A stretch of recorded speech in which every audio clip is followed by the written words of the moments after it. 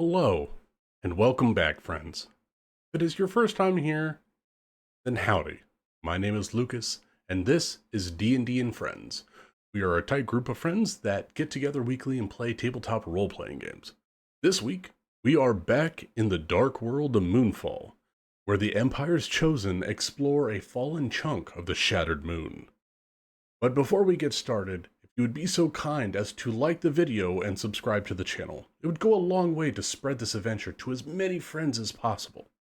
Also, comment down below with your most unorthodox application of a D&D skill.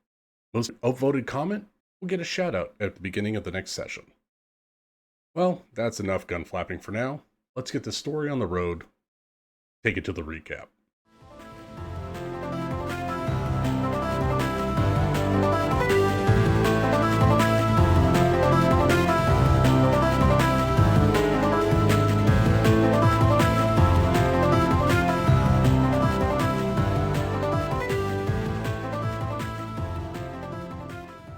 Fingers twitching with dark energy.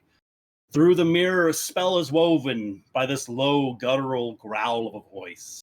The dragonborn farmer, unaware of the danger watching from the shadows, continues his approach, petting and calming his hawk, Zenith, as it begins to stir. Suddenly, the grip on the hawk tightens as the dragonborn's body seems to stiffen as a strange sensation washes over him. The bird squawks in fear and begins to wildly flapping its wings in an attempt to break free, but the dragonborn's grip is iron-like, and the hawk is powerless to resist. The farmer's eyes begin to glow with an unnatural light as his teeth elongate into sharp, fang-like incisors. He lets out a scream of agony as his scales and the hawk's feathers begin to darken and harden, before the dragonborn doubles over in pain, roaring out in rage, his voice echoing through the night. A satisfied smirk spreads across the caster's face as the farmer's transformation begins. With a wave of his hand, he ends the scrying ritual. The mirror before him shimmers and distorts as the image of the dragonborn fades away. As he turns from the mirror, his eyes are seen with a cold, calculating intelligence. With a chilling laugh, his heart fills with dark satisfaction as he exits to claim the gift from the heavens above. As since these events, a rather ragtag troop of adventurers have come into the employ of the Emperor's latest decree to venture out to the nearby town of Willow Creek and recover one of these fallen stones from the stars above. One of these fractured pieces that some troubling rumors have brought back with it, and recent occurrences and interactions with a shadowy cult, it seems, as the party's own thwarting of an ambush along the road prevented a number of people from having their own life essence spilled out onto the cobble streets.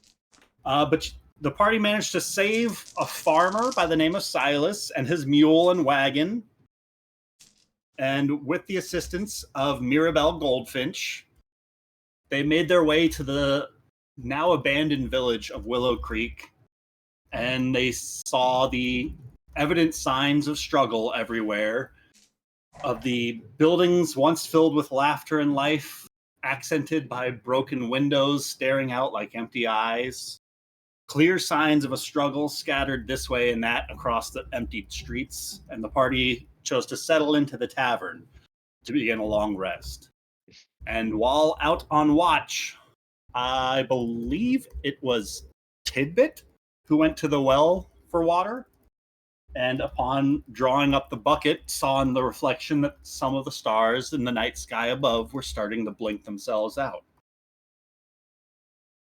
With the closer glow across the horizon of the distant meteor, just across the way, not too far out from town.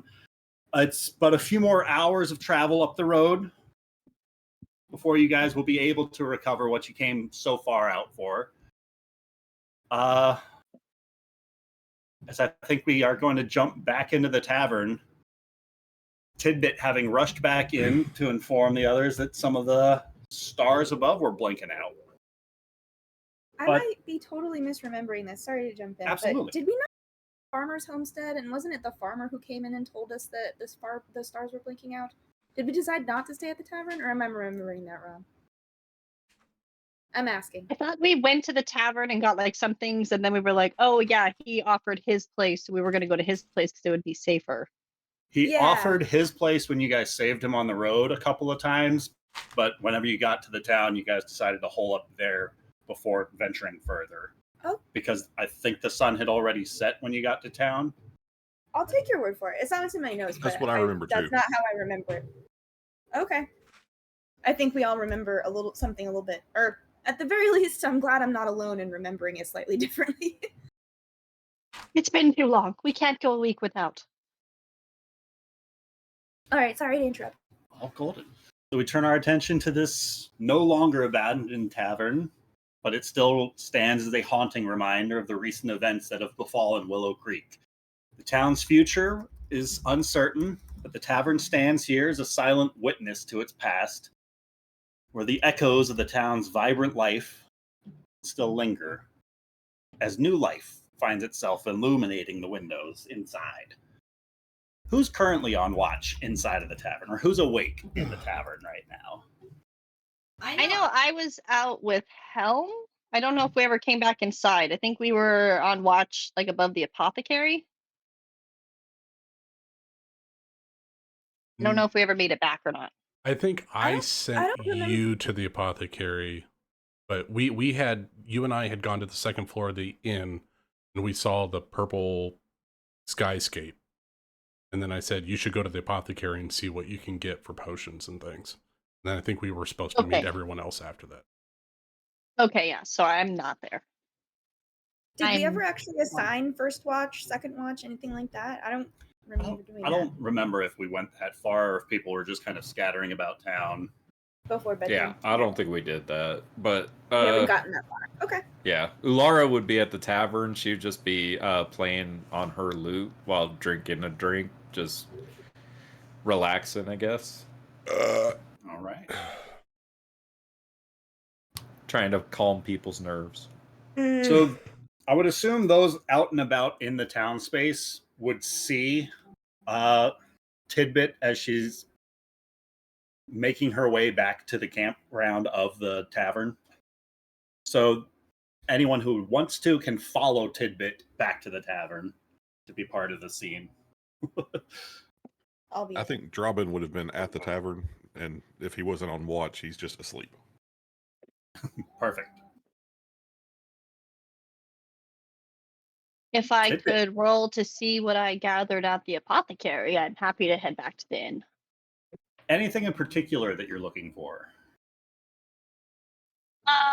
If there's any like really just like any kind of like herbal remedies, healing potions, any of the sort that maybe we could use. There's clearly some sort of sickness going around, so maybe like if there's a way we could make, because I am proficient in a poisoner's kit, so either something Maybe to some make antidotes? poisons or antidotes. Antidotes more especially due to the previous scene where people were kind of out of their minds. Yeah. Feel free to roll me either a perception or an investigation check to find some sort of already readily made potion available on the shelves, or feel free to roll me a nature or medicine check to try and brew one with the ingredients that you find here. I'm good with finding one as is. Okay. So it seemed as though many of the healing ingredients have been used up and medicinal supplies, but tucked away behind one of the more remedial tomes on the shelves, you do find a superior healing potion, which heals for 8d4 plus 8. Whoa. Go for Tidbit. Feel free to burst into the tavern at any moment. And she saw the stars going out one by one, right? H-O-T-T. Not at like all at once kind of a thing, but like slowly, you definitely, being a druid of the Circle of Stars, you are aware that constellations are missing pieces. Okay, hold on. Oh my god, everyone. Did you look at the sky? Ursa Major, Ursa Minor, Orion, and of course, the Little Dipper all going out one by one. The North Star, don't know where that's at anymore because it's gone. All of it is gone. It's blinking out. You gotta come see it. Look at the sky. What? Who's the God? nearest to her? Ulara will be, because she was just playing at one of the tables. Tidbit is going to just grab Laura and try to drag her out, just to go like, I need someone to see this. There's that the short pluck on the guitar when it gets pulled out of somebody's hands sound as she gets yanked out the door. You see that? Look at that! All gone, disappearing right before our eyes.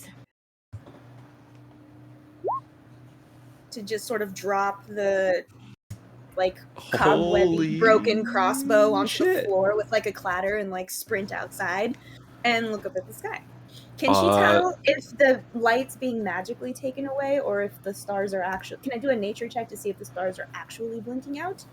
And I would like to do a religion check to, because this is a godly event, it feels like. Feel free to roll me a religion check.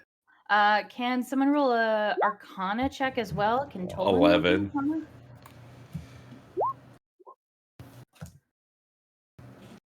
It.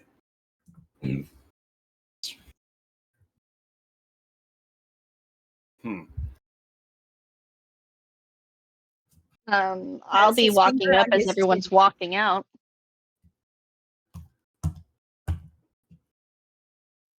Are we not going to be resting in the inn? Are we moving? Plans? Look up at the sky.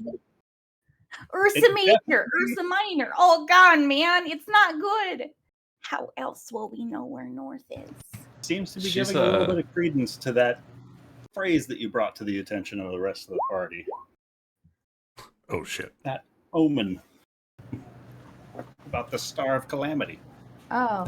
I told you all that there was a prophecy. I told you that as the sun of the Empire begins its descent, the heavens will weep stone, the earth shall tremble, and the sky shall rend.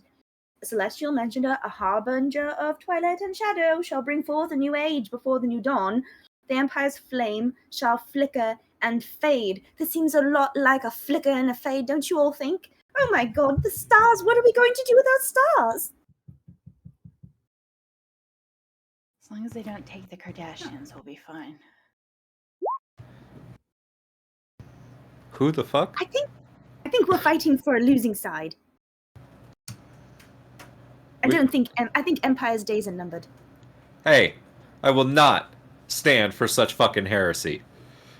Do you want to save them if you could? Wouldn't you want to know the end is coming if it were nigh, so that you could help? I feel like questioning whether the end is coming is simply a matter of course. Well, I mean, if we look at that whole limerick or whatever you said, it said that the new age of the Empire is dawning. It's not necessarily the end of the world. It just means everything we love and know right now is just going to end. I don't know about you, but I don't particularly love the fact that I'm beholden by credits that I owe to the Empire. Sorry, Mabel, just pretend none of this is being said in your presence. Mirabelle, just cover your ears. She quite for a moment. is frivolously scribbling about her notepad between gazes upward. Mirabelle, this is about your future too, you know. You could be taking credit on a bank that's about to fold. What were you going to say? Perhaps we shouldn't be all doom and gloom until we can figure out what's going on. Exactly. We need to do what we came here to do It's not and go. it's about what's good enough.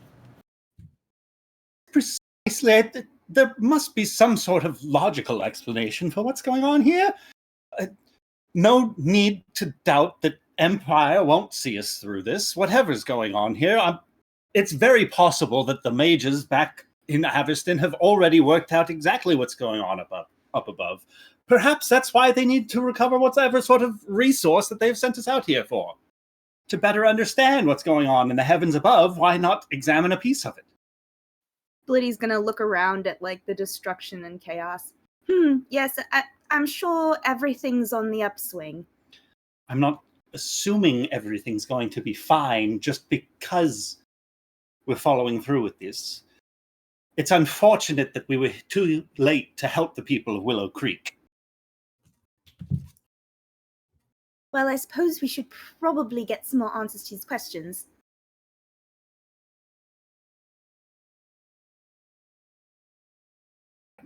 I'm sorry to ask it, but in light of these events, do you think it better if we press on? Or should we make our way back to the tavern and settle in for the evening, patch ourselves up, and make ourselves out at first light? Did Who's we the get a most short hurt? rest? Perhaps we could, We could have. Yeah, in the time that people were kind of like scouring the town, a short I'll take rest. that short rest. If I take a short rest, I'm good to go. I'm fine. A soldier pushes on. All right. Not I if have I some push on healing to first. do. Like hell you were, Will. How does this work again? You choose however many healing dice you want to use. Like if you're hurt a lot, you might want to spend more or less. The more you use, Liddy, the higher did you find can roll, anything at but the alchemist you don't shop? have to use all of them. And you can roll and then choose to use more. So you can also roll one at a time to be like, oh, I need one more. Oh, I need one more. Oh.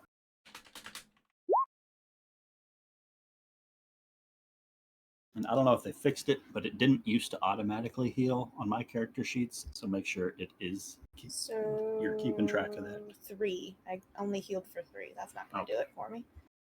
I'll add 3 for now.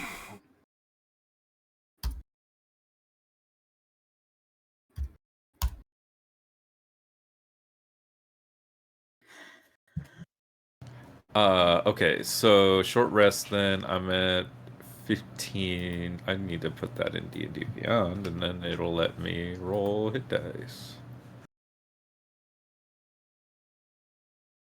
Short rest. I might as well roll all 3 of these, because fuck it, we'll do it live. Whoa! Oh, it's one short. Damn! Okay, well, I'm back at full. I got a 7, an 8, and a 6. Shit. 3 every time. I don't think it was actually recalculating it. No. You want to just roll on roll 20 for it? I can't remember. I guess it was 3, 6, 9. 21 minus 9. 3, 6, 9. Oh, 21 is my total anyway, so I'm back up to 4. Kabooyah. All right, And- Silas, do you know where the actual crater is? You get any spell slots? I haven't traveled by it myself. As I mentioned before, I was on my way out of town when I saw it, but I can point you in the right direction for sure. All right, get pointing. All right, then. Well, if we're all saddling up and out, then follow me.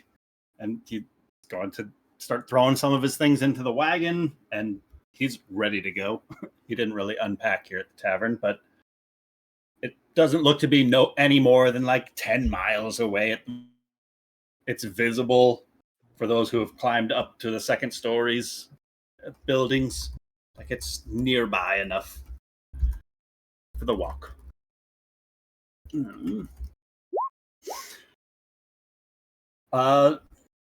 So the crater's visible even from a distance as you guys continue your approach, passing open fields of subdued greens and that look to be disrupted and rise up in a circle where the impact has rendered the ground.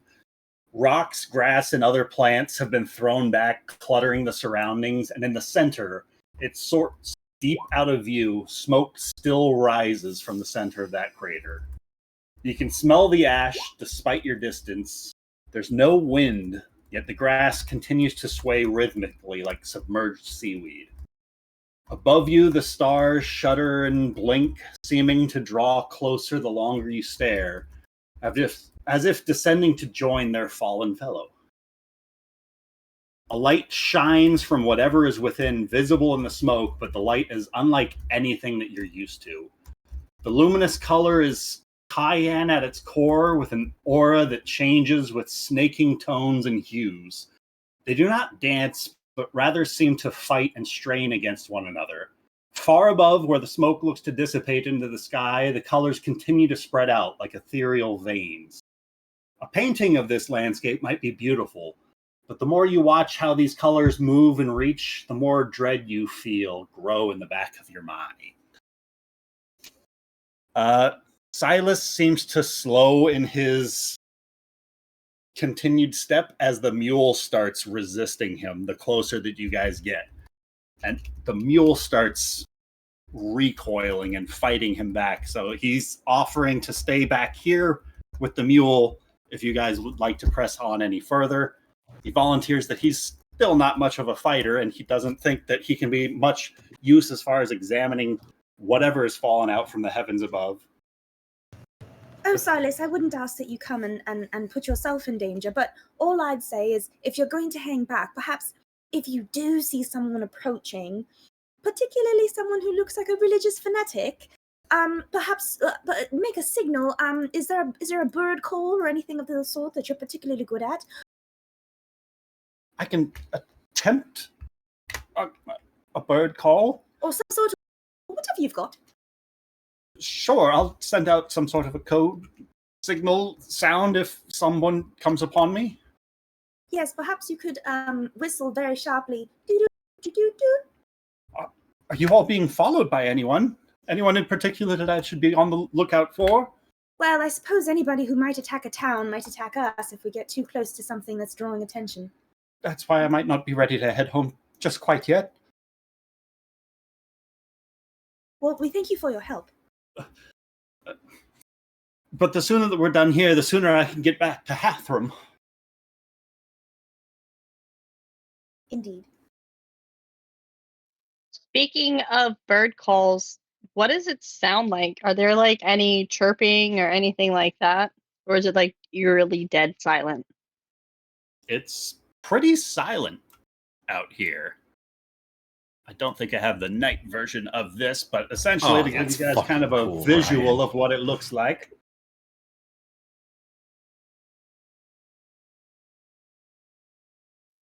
I think it's best that we all do as nature's doing and be as quiet as we can. Who knows how many more people we might come across. Or things.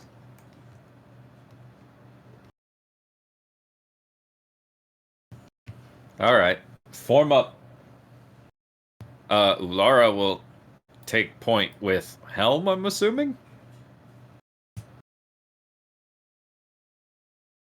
Curiosity. Is there anyone that doesn't wear armor? What am I wearing? That's an excellent question. Equipment inventory. I don't wear armor. I have leather armor. I apparently never added armor.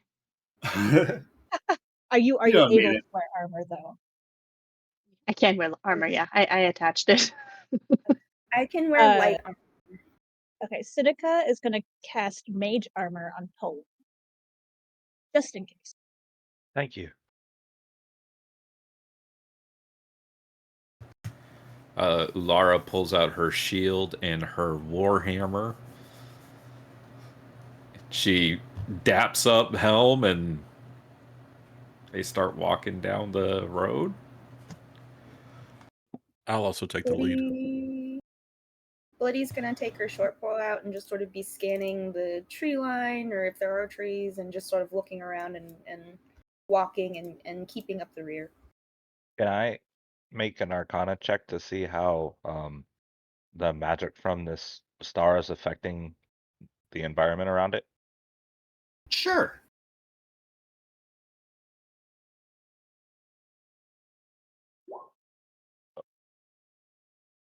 Like, it's evident Arcana. that the source of the disturbance is within that crater in the middle of this impact site. It's clearly having an effect on the terrain around it, but it might not be until you get your eyes on it that you might have a better understanding of what's going on. Like, right now, you can see this mysterious light emanating out from that hole. And that's not typical for, like, most fallen rocks. Does like the plants around us seem to be dying? Some of the greener plants present towards the outskirts of Willow Creek did noticeably shift in hue the closer you guys got to this crater site. Like the colors started to drain a little bit, a little less greens, more grays and whites.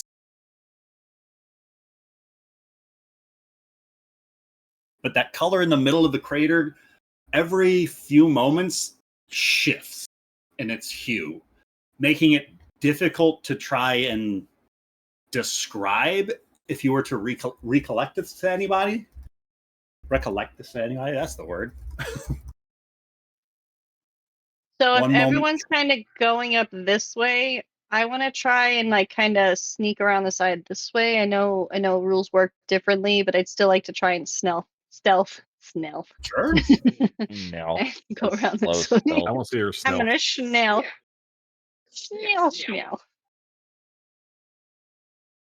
Which one's Chudley?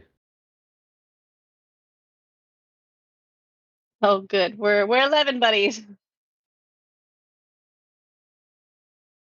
In his stat sheet, I had it somewhere.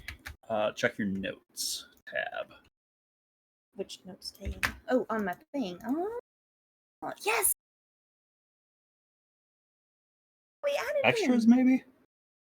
There it is. There they are. Thank you. Let me. Do you have control of this? Can you move Chudley? Hey, buddy. There you are. Yeah, you can. Okay, cool. And he's sniffing the air. Roll me a perception check for Chudley. I think he gets advantage because it's a scent-based thing. Okay, so wait, let me see. I could be wrong. I'm looking at his. We have this. Saving throw skills, senses. Passive perception is 15. Perception is +5. So it's a D20 +5. Sounds like yes. Okay.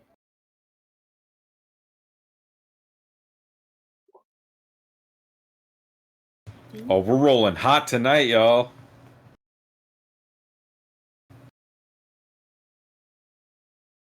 I assume you have a little bit of like a sort of hunting code understanding with Chudley's responses, and I can read his mind, so to speak. that's even better. Because you start to pick up where Chudley points your attention to sniff on some of the same smells as you've smelled through that same nose. And so you share this weird sort of wild bond, you and this conjured familiar.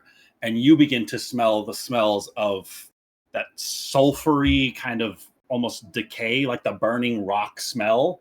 But on top of that, you smell like burnt feathers coming from inside of that crater.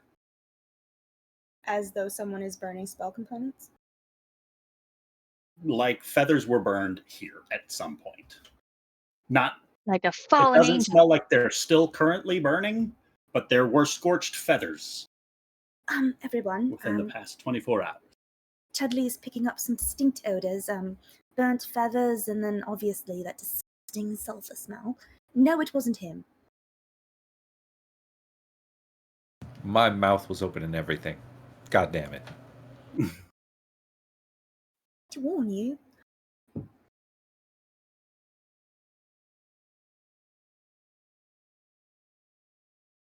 I move forward. Ulara moves forward All right.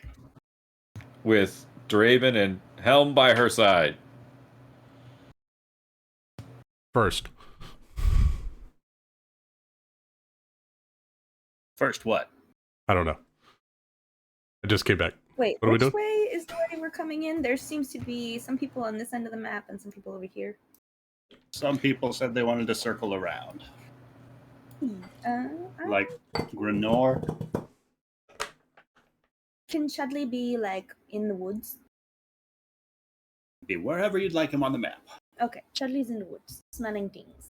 And I'm like kind of this way, so I can like make eye contact through the trees. All right.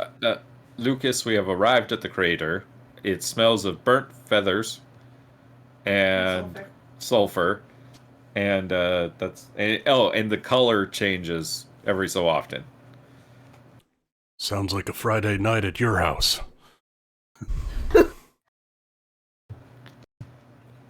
Who would like to roll me a perception check for this crater? I do. I would love to perceive the shit out of this crater. God damn it, never mind, guys. I had one good roll, and it's gone. A 21 for More- Helm. You can see this pit 30 feet away from you is probably going to be difficult to look into from 30 feet away. But I'm so tall. You have a little bit of a better vantage point.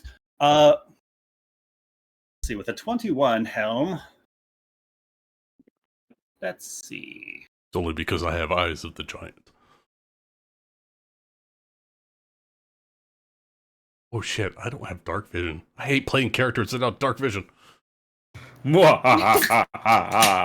So annoying. It is. Don't worry, I'll just smile and that will be bright enough to lead the way. And you don't get to say the Hey. best phrase in all of D&D. You I smile have at dark that, you vision. say- No, my phrase is I am beautiful. My brilliant single one, personality words will can't light the bring way. it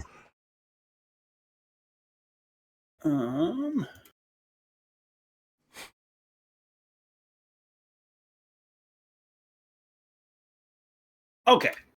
So, for the sake of making this possibly confusing, because your character should be a little bit confused, you see a couple of things. The closer you get to the lip of this crater, peering inside, it takes a few moments before your view of the area and the shining smoke is clear enough that you can gaze through and better see upon the source that you couldn't make out between the light and the smoke show.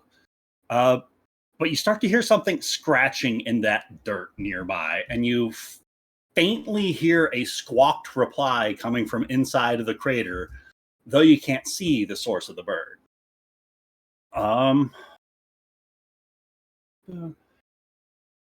You start to make out what looks like which I'm going to share with just you currently. What I describe as the title, that's what you can start to see just as a hand reaches up and grasps its claws at the edge of that crater, and something grips the rim of this crater closer than you were expecting as a form rises up to meet you. Oh, What the Oh, God. fuck?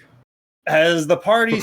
sees in the middle of this space, Hatham Gardner, child of the crater, who's been reformed by the mysterious powers of this crater.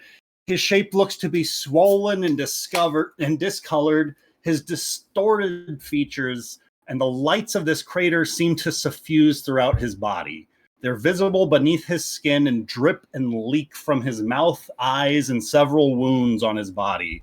But the worst of it is Xenos, whose head can be seen where it was absorbed into his shoulder. The Falcon's wings have mutated and grown large enough to support the combined mass of him and his master.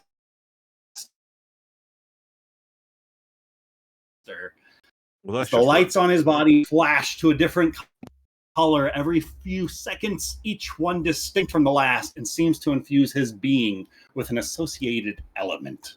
Can I have everybody roll that initiative? Oh shit. Oh, Children snap. like this is why I don't want children. That's fucking cool.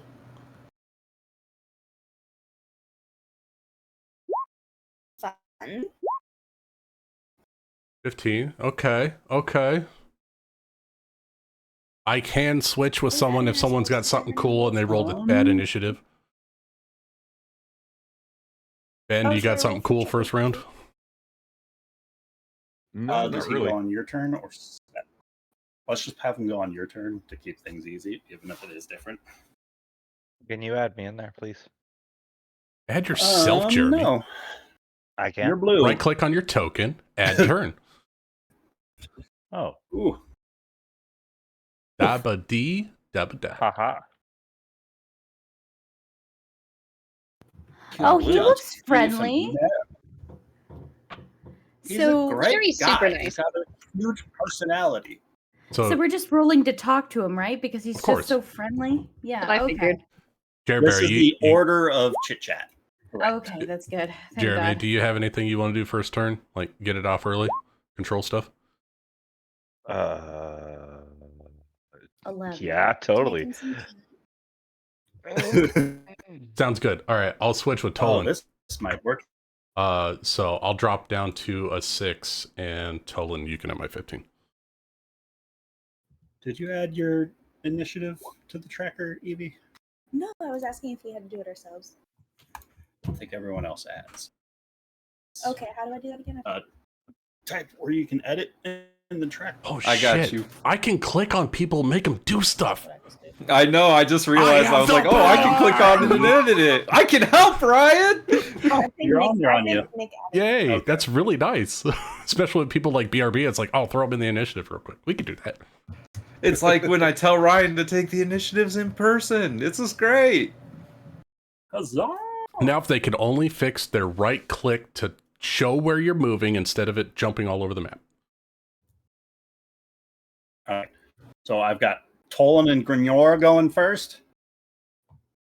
I love these turn combos I rolled as low. they have rolled out. Yeah, so Tolan, I have a +2 to my initiative, so if there's a break, he's got +2.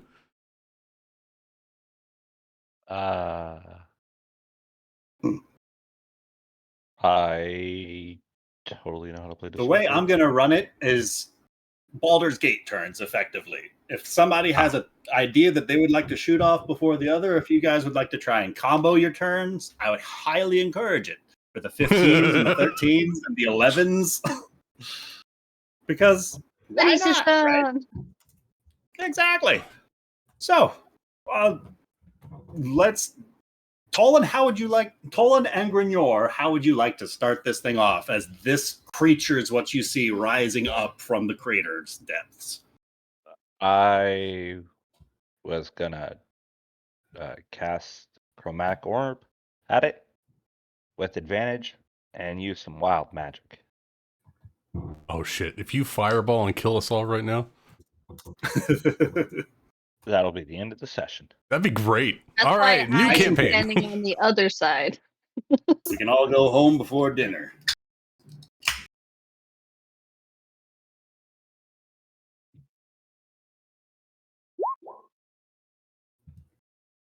Uh, 17 to hit 17's gonna hit. for 16 damage. 16 fire damage. And then Tolan, you watch as this chromatic orb of flame bursts into the side of this monster, whose, as the color of the light seems to suffuse to the same color as your flame, as part of it seems to be absorbed, and that same flame seems to burn across the tips of his claws, the edges of his teeth, and the ends of his pitchfork. Oh, I don't like that. So it seems as though he was resistant to half of the damage and now has infused himself with this fiery element. Oh no, Jeremy! Oh dear, looks like he likes fire. Wild magic surge. so You've weaponized him. I'll find the table. The 100, tell me.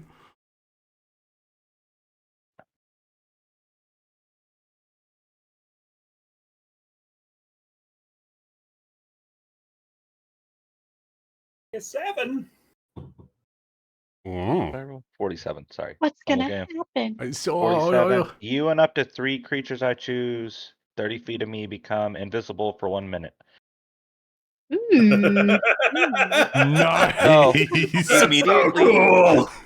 Immediately, when it lands and hits and I see him get powered up, I am going to look over to Tidbit and say, "Excuse me, my darling," and tap her on the shoulder as I step backwards as she turns invisible. If I can hit Graynor, if she's in, She's within 30 feet. yeah, I'm gonna hit Graynor and So how did you trigger that? Wild magic Wild surge. magic. Wild magic. Well, no, but He You used roll Tides of that. Chaos, and it forces a Wild Magic Surge. Oh, okay. And then I'll walk past Blythe and tap her on the shoulder. Good luck, dear. And just stand behind her invisible. While Tidbit, Blythe, and Graydon are Real invisible. ladies, man. Nice. That's Poland's I'm turn. flattered, I'm sure. And since Well, we all right. did it together, can my invisibility happen at the end of Greynor's turn? So she doesn't What would lose you it? like to do before realizing you've been turned invisible? Oh no. I was gonna try and throw some psychic daggers. Ooh. I just have to remember doing it. Okay. So I'm going to target him and I'm going to throw them. 21, 21 hits. 5, and then my sneak. Oh, I don't think I get sneak attack. Were you there's hidden no from the one- creature? I doubt it. You I rolled an 11. 11? Yeah. No, you were not. So, I don't know. Ryan, have you seen the actual rules for stealthing? It's kind of complicated now. Yes, because she didn't get a 15. Yeah, means you that she have to wasn't meet the DC hidden. before you're even hidden, and then they have to. Yeah, that's crazy. So her 11 means she did not. Yeah, you weren't successful. That's okay. I can still So throw no another sneak blade. attack, but the first hit still goes off. Ooh, 13 is going to miss. That's fair. And then, since we're doing this like simultaneously, can I be moving while turning invisible and then realize I'm Totally. invisible? Because I kind of wanted to make my way behind him a little bit, but I don't want to fall into the crater either. You're so I don't know far how away. steep it is. So I'm going to Amanda! move him out of the way just to kind of show like there's a hole in the middle of this kind of impact site. Yeah, I don't The want to meteor's fall in into the that hole. and he is just floated up over the top of that hole. Oh, currently. this He's is a about- good question, Ryan. Oh, he's floating? I thought his claws were attached to There was the- His another claws person. hold him to the lip, and the wings opened up large Oh, enough God. to hold him up. So this he's motherfucker's done. flying? He's Shit. done one flap, but he's not out of melee range yet. I hate flyers. Ryan, we're on the edge here. How far down into the crater is it? Is it difficult terrain to get to the center of the crater? There's no difficulties involved currently. Going into that hole, I will let you know when you get there. Turn 4.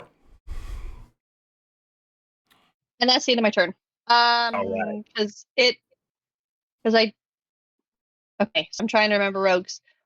I did that, which I can do 2 attacks when I do an attack. So then can I use my bonus action to stealth still, or because that's a bonus action? Because sorry, I have to reread it. Yeah, I think Oh, the wait, second wait. psychic Amanda. blade attack was your bonus action. Amanda, Okay, yeah. your psychic dagger, psychic blade has the Vex property, and you hit on the first one, you get advantage on the next attack you make. I forgot about that. So, Yeah. Oh my God. roll to hit again, and you might get your that sneak would give you attack. the sneak attack on it, right? Because the sneak gives attack me- still whenever you have advantage on it. Whenever you have advantage, correct? Yeah. Okay, so now But- I try and hit again, and if I hit, then I would get sneak attack. Correct. Yeah. Nope. Even Not better. quite. Okay, we got that cleared up. Beautiful.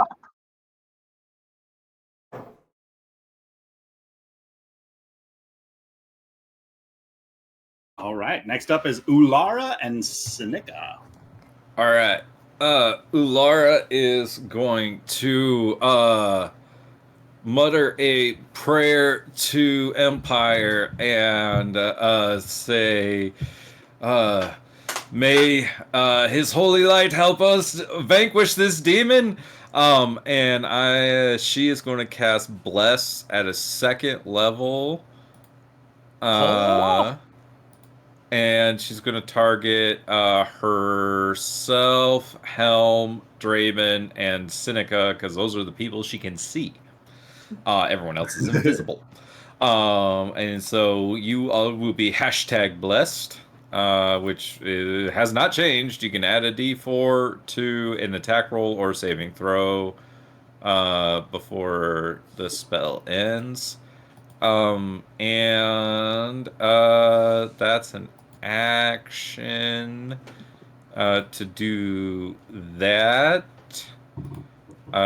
Can I do my bonus action? And roll from your bell. I'm gonna do my warp priest bonus attack, and I'm gonna run. I'm going to take a swing with her warhammer against this Oh, thing. he's happy. Can he roll a I'm gonna add a 40K? D4. Oh god. Does an 18 Nice. hit 18 hits. for 8 bludgeoning damage, Nice. and that is the end of my turn. Right. Seneca.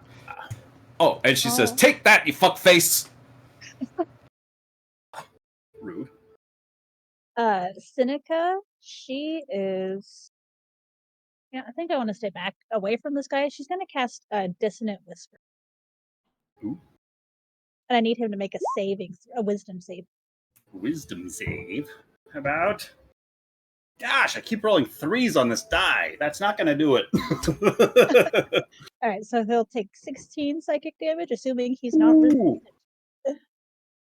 Nope, he's taking all of that one. You watch his free hand shoot up to the side of his temple, and he lets out another howl, a raging scream. Good to know that works. I think that's it for her. Fact. And Blitty, the invisible dynamic duo. So, how much of the circumference of the crater does this child take up? About 10 feet. So, is that 90% of it? Or... About 4/9 of it. So is this is I'm trying to figure out, is this accurate? So like this, it's a 10-foot crater. About, yeah. And he fills up about 9 feet of it ish, something like that. Like it would be ill-advised to try and squeeze underneath him into the crater because he would definitely get an attack of opportunity. Oh, why'd you have to say that, Ryan? I was thinking of more Actually, like he's blocking the hole currently with Ulara up in melee with him. So he's currently blocking the crater, but he's floating where the ground should be. So, Ulara's right there. The 20-foot cube would be, I could do something like 20, but then I'd obviously been hitting someone. Oh, I could do that. Okay, Tidbit, would it be okay with you if I did entangle here? Would that help or hinder your turn? Well, that was the only thing I was going to do on my turn, so. Nice! And I also wanted to have Chudley stealth for 40 feet of movement. I was gonna have him go this way, but if I'm casting Entangle there, I could have him go the other direction. Should we move the square to be more like over here in this area? Wherever you'd like it, I can move it. Can you move it over there? To avoid all my friends. That good? A little Left, bit more up, on down, top. right. Left 1 square, down 1 square. Wait, right 1 square. There it is. All right. That's where I want it. What's And it look then- like as this entangle spell goes off? There. Well, no one can see me, but I take my Stevie Nicks-like green robes and swirl them about me as I use my hands to send vines forth out of my fingers into this area behind what's the bucket? And the By child. casting this spell, you find upon the completion of it, What you didn't realize was missing from your view, your hands come into being in front of you. You realize you were doing the whole thing while invisible, but upon casting the spell, you make yourself visible. Oh, okay. And I'm visible now, so that shit sailed. And then Chudley is going to go. He's going to stealthily go 40 feet. Should I do the finish of my turn first? Yes. Okay. Because you need what, a save from him? To stealthily move 40 feet forward? No, the guy that you just entangled. Oh, I think so. Oh, here's the rest of Entangle. The terrain is difficult. Disappear when the spell ends. In the area, each creature must succeed on a strength saving throw or have the restrained condition until the spell ends. All right. A restrained creature can take an action to make a strength athletics check against your spell save DC. On a success, it frees itself from the grasping plants and is no longer restrained. It's going to be a 15 on his save. Strength save. And my spell, where is it? Fail. Forget where that's listed. Didn't I put it on my character, actually? Did I not? I don't know. I don't remember. Is it 10? It might be 10. Where would I find that? Click your spell tab. Yeah. And spell save DC, 13. Mm-hmm. So he's just going to make it. So he's not grappled by the spell, but it's still costing him double movement to move through those spaces. Even to fly up through those vines that are now tightly gripping hold to his ankles. My vines have reach? Aw, that's so nice. Until he breaks free from them, yes. Okay, and then I'm going to go... I'm not going to move very far. Well, no, I am. 30. I'm going to go to that. I'm going to use, and then I'm going to, if I can, try and, use the trees as cover. I'm not going to be in front of the trees. I'm going to be behind the trees. You're in a grass field with a crater in the middle of it. Oh, it's all grass? I thought these were trees. My bad. And then I'm going to take Chudley and move him 40 feet, which brings him here. All right. Tidbit. Okay, well, I was going to do Entangle, but we just have to pivot. Hey, my Entangle didn't really work. You want to do yours? Honestly, double Entangle. Let's go. You could still potentially, grapple him? Restrain him. I succeeded on the first save. So I'm cool with vines getting stacked on vines. You can overlap that. Sense in my mind.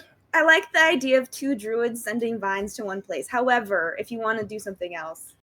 No, he's a flying guy. He's made it obvious he's got wings. He flaunted them. Oh, shit, didn't mean to. Well, I already did it. Does a 16 hit? 16 is going to hit. Yay. 18. 18 radiant damage. That is all going to go through. Okay, hold on. Let me see if I can. Action, bonus action, any bonus action.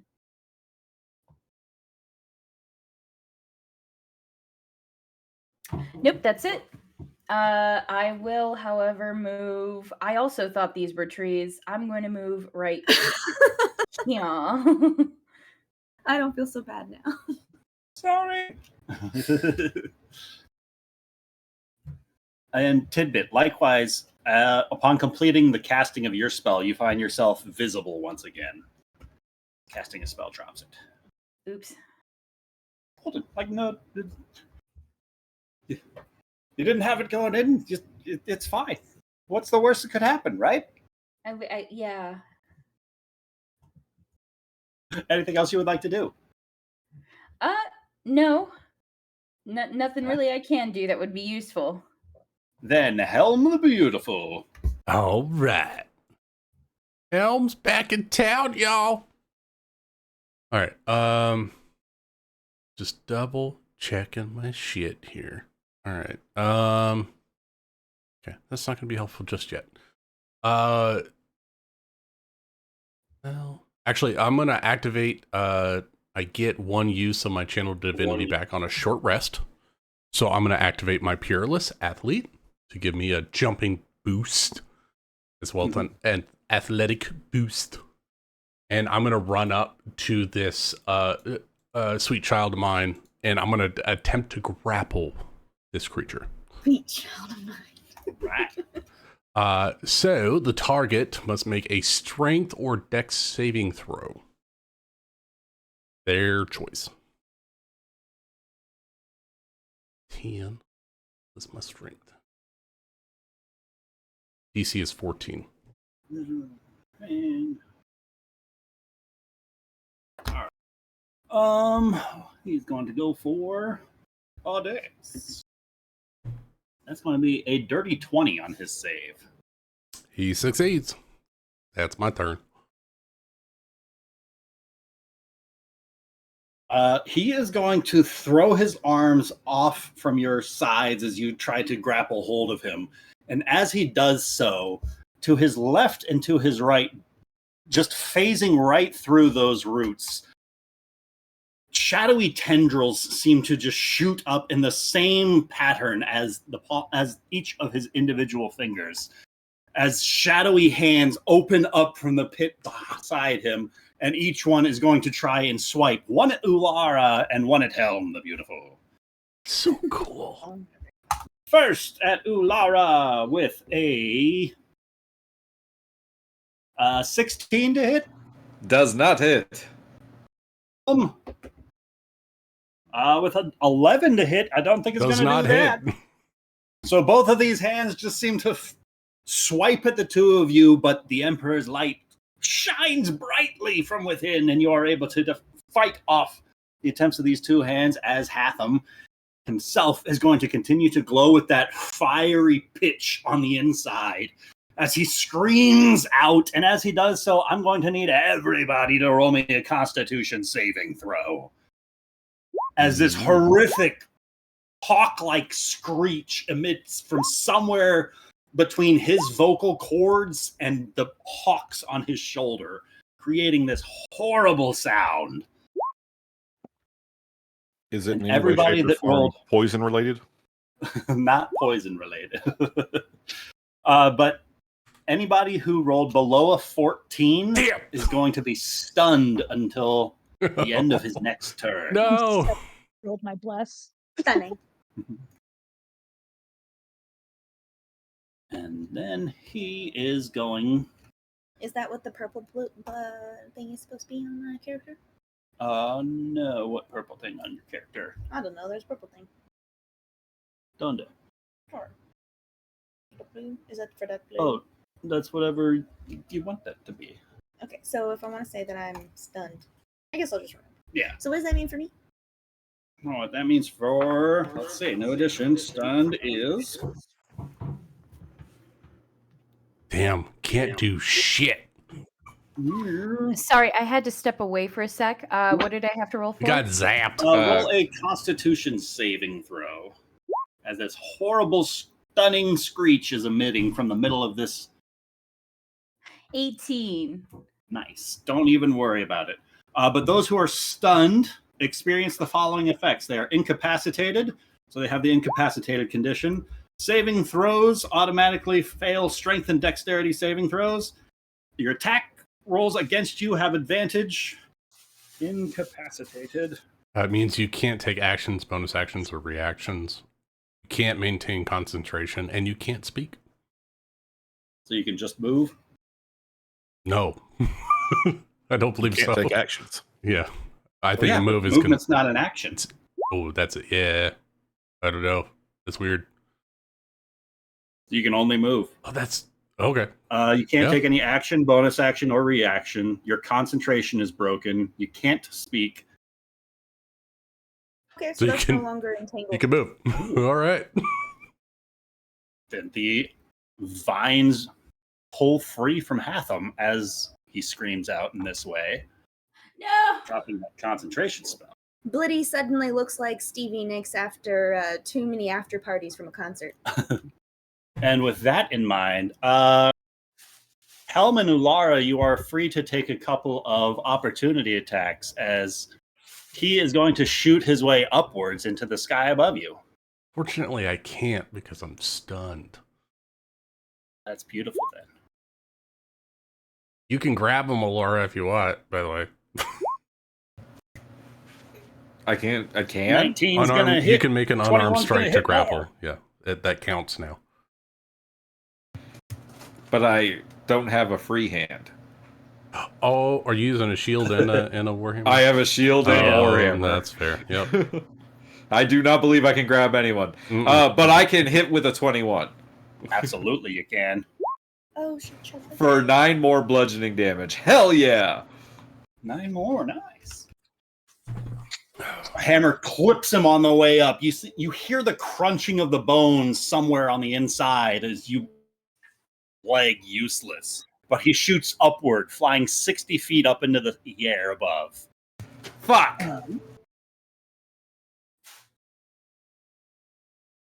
As Mirabelle is going to run forward. I forgot she was here. Oil can. No. Oil can. Up beside Draben, who's looking the worst of the party because he's not healed up all the way, and she's going to drop a cure wounds on Draben. Ooh. Ooh, nice. Draben, I think you're going to be all right. You No, you're feel not a at 43. reassuring pat on the back. That's not how that works at all. I just did plus 15. I mean, It doesn't update your max hit points, unfortunately. You just rolled really well. Overhealing is the new meta. There you go. Priest bubbles. well, if I weren't stunned, I would say thank you. Oh. But she continues to just rub your back softly, giving you a very reassuring presence nearby. Tolan.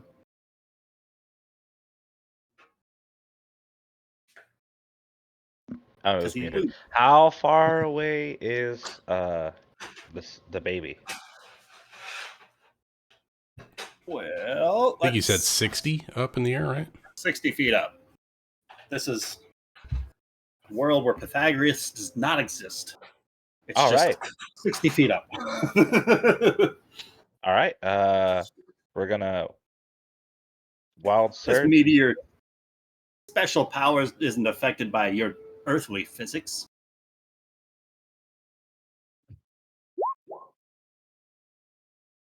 Ooh, that 17's gonna hit. 18 acid. And then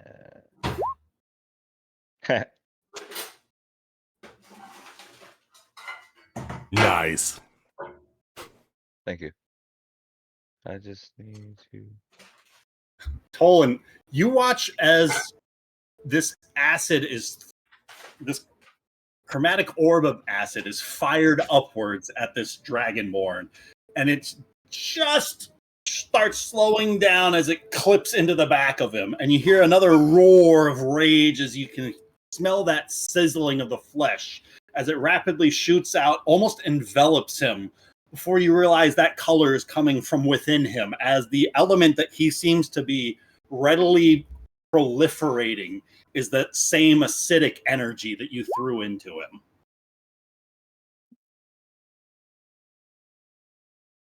Well, You're that's not afraid good, of the 'cause color purple.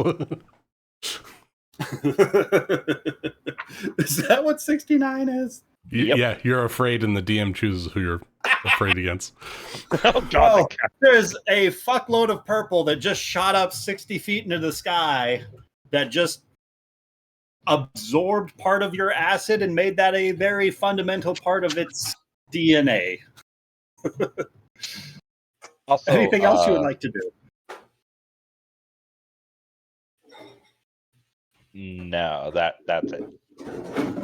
Renyor. I'm gonna move. Nope. Well, we're gonna go with the old faithful here. We're gonna, even though it'll make me visible, I'm still gonna attempt to throw some knives. Enough. 60 20's feet. gonna hit.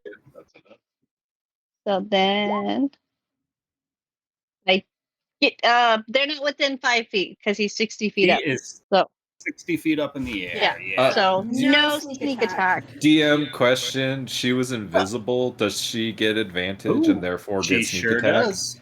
Yes, she does. So she does get the 20 total. Nice. And roll again just in case. Also, it's a you should crit fish. Nope. Still hits. Still does sneak attack.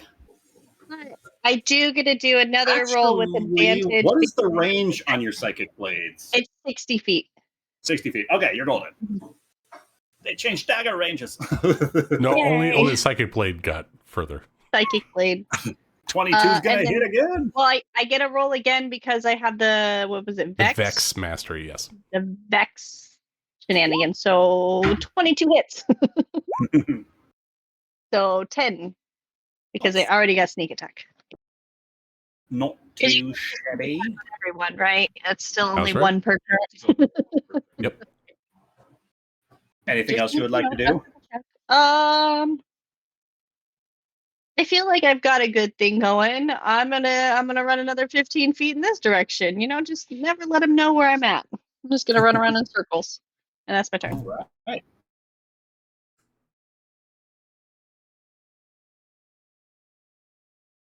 Ulara.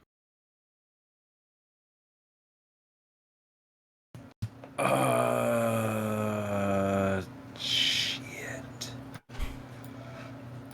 You don't happen to have lesser restoration, would you? Well, see, here's the funny thing. I was literally just reading it, and it says it only gets rid of blinded, deafened, paralyzed, or poisoned, not They stunned. lowered it. Oh no, it's so bad. So, I don't think fucked. I can do anything about the stunned condition here. Well, it's not gonna last much longer anyway. Hopefully. It's only this round.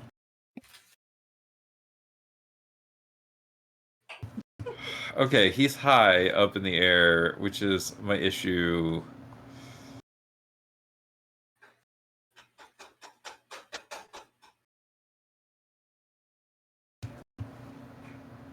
Ulara will cast Guiding Bolt at a first level at this thing. Ooh.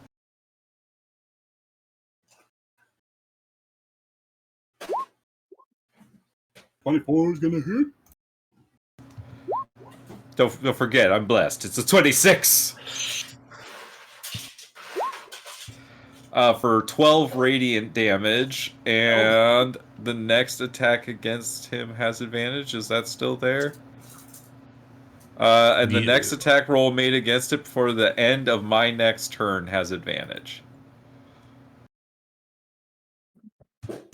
So Lara will she will hold her shield and her warhammer aloft, and she will say,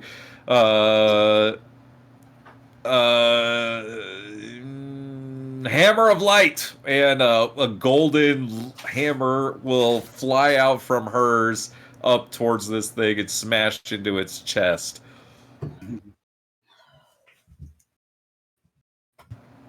As the And Emperor's light continues to glow from the impact.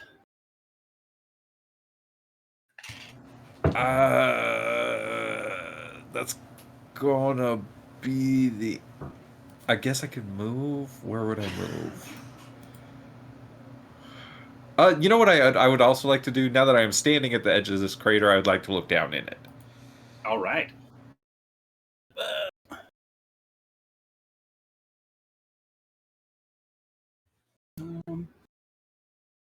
Peering inside of this crater. Where did I put that?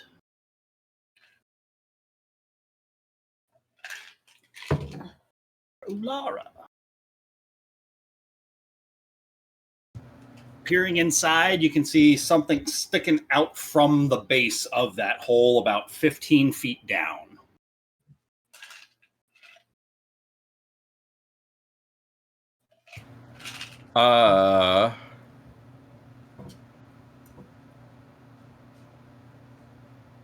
Did they describe what the artifact looks like to us? We don't know because I it don't- just fell out of the sky. They I don't don't know. recall, Okay, no. then Lara's jumping down into that hole. Roll me an athletics check. Sure. No 13. problem. Hop down the whole pit, land, that 3-point landing. Warhammer first. Oh, you said it.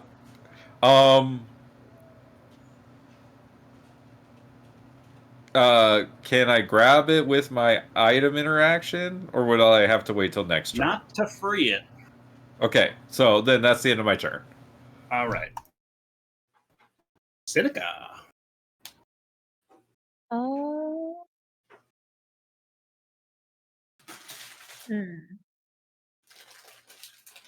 Really only 2 things I can do because I had to do math for it. So she's gonna move up. That's like 15 feet, and she's going to cast. Do I want to risk to hit, or do I just want to go for a save?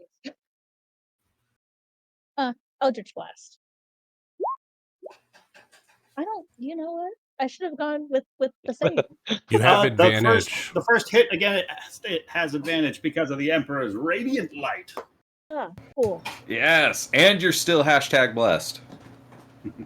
I don't think a +4 would have helped me with a 6. No. So, a 17's better. Ooh, 17's gonna do it. 1 force damage. Nice. If You he tell even- him. As long as he doesn't absorb that 1 damage. That point of force damage strikes, like it just grazes him as he moves out of its intended impact source and just grazes him.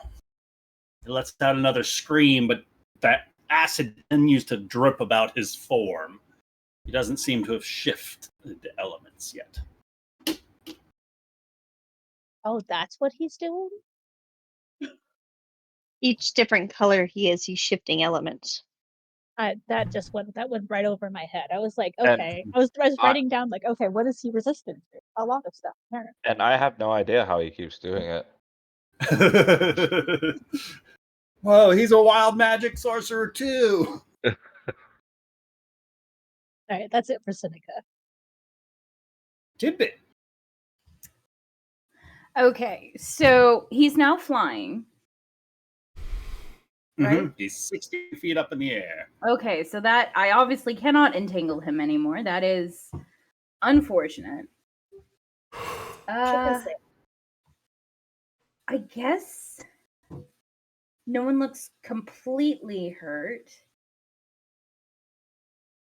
So she'll move up here, which is a little bit too close for my liking. And if it didn't work, if it worked, don't. Fuck it, guy. Guiding if it ain't bolt? broke, don't fix it. Guiding bolt. Yep. Ship was sailed. It's fine. Guiding bolt. Does a 10. Fires up into the air, but it misses him as he is now seems to be aware of the Emperor's light and is actively Cool. avoiding it.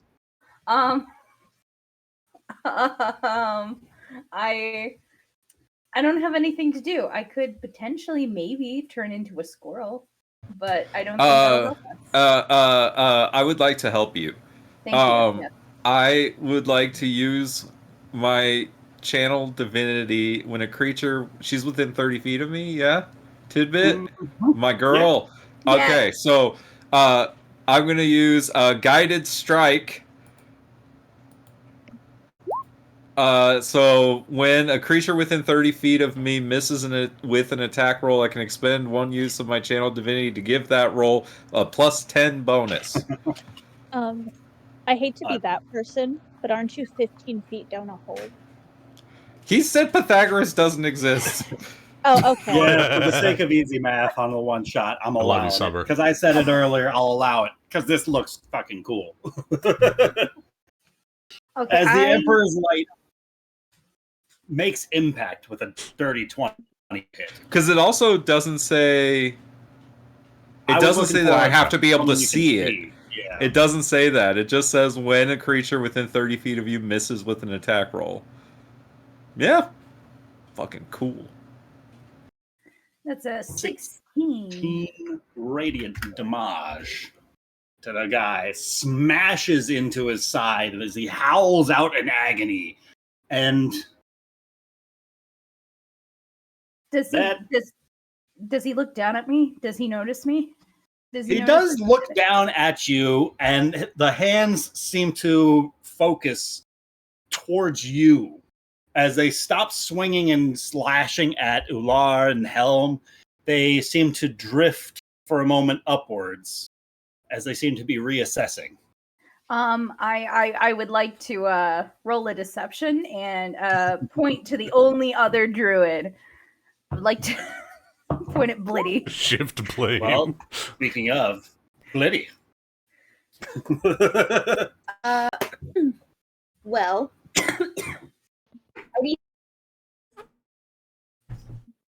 he's rolling. Constitution saving. Oh, D20 plus his con score. well, he seems to have my exact same stats. Then a 4 is not going to do it. So he's also Stunned. screwed. And then, but we can move. That's something. True. So I'll move here, and Chudley will move.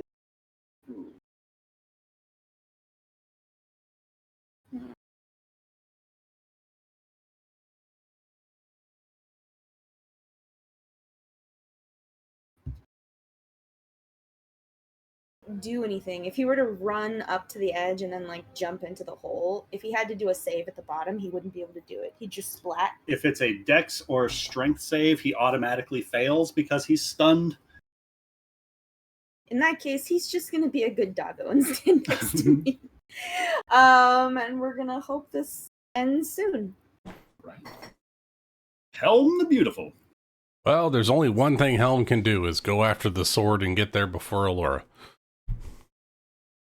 Ours literally got the sword in her man? hand. She couldn't interact with it because she ran out of things. I'm going to get to the hall. All right, roll me an athletics check. I've got to fall on the damn thing.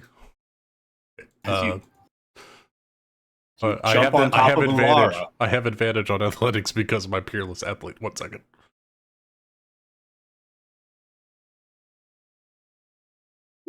Uh, 24. It's like you didn't notice Ulara, and then the light shifted midair, and you were already falling, and so you had to catch yourself on the side of the wall. It was by no means a graceful plummet down these 15 feet, and you'll think you might have just narrowly avoided landing on and killing your companion here. But My full intentions was to land on the sword.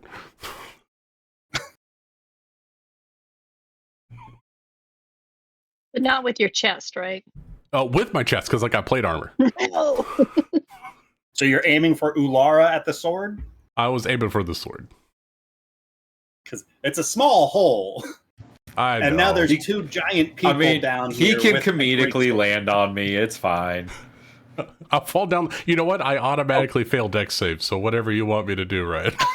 I just fell down the hole because I didn't want to lose getting to the sword first, even though Allura already got there. Then He's overly competitive, and it makes him toxic. There's also nothing I could do except for move, and that was the cool thing. I know how that goes.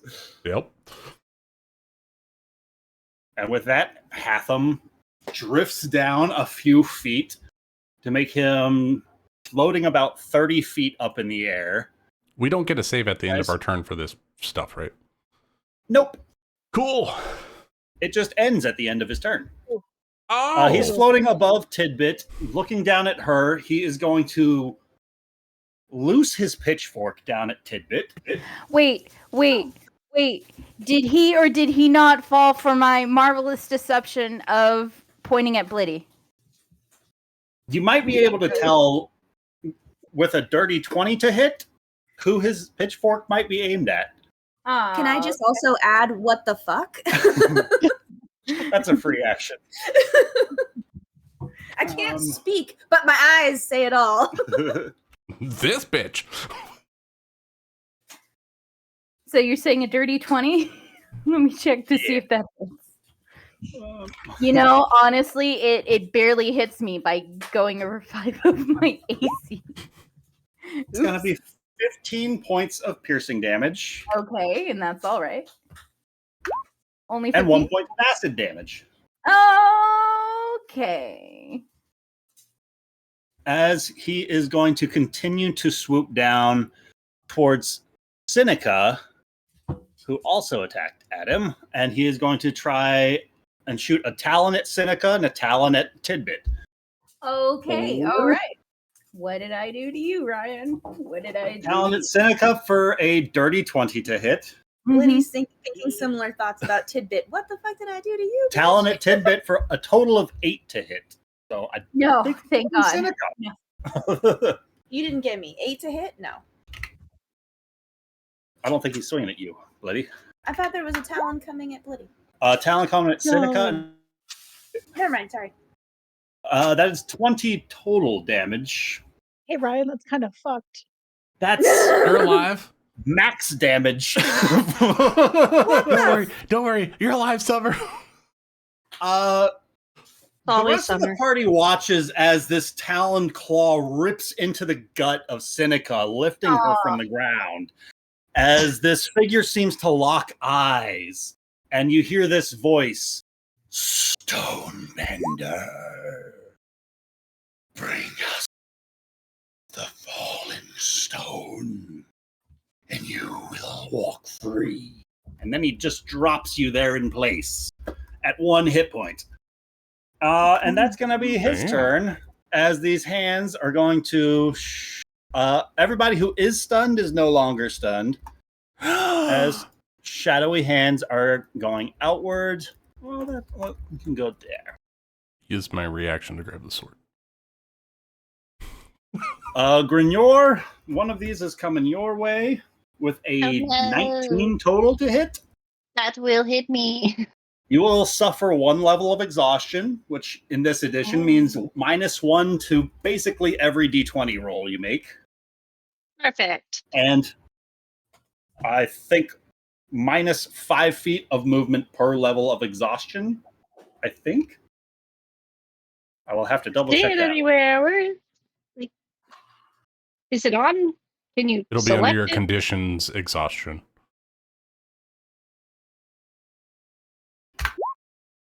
And you are going to Oh. take 6 points of necrotic damage. Ooh, what if I say no, thank you? Do it. She And asked so nicely. Draven, the shadowy claw coming at you is going to be a total of 18 to hit. That will hit. For 1 level of exhaustion and 7 points of necrotic damage. And that is his turn. And Mirabelle is going to jump up behind Seneca. And you feel her kind of like palm either side of where this claw had just pierced through you. And her healing hands lay upon you for...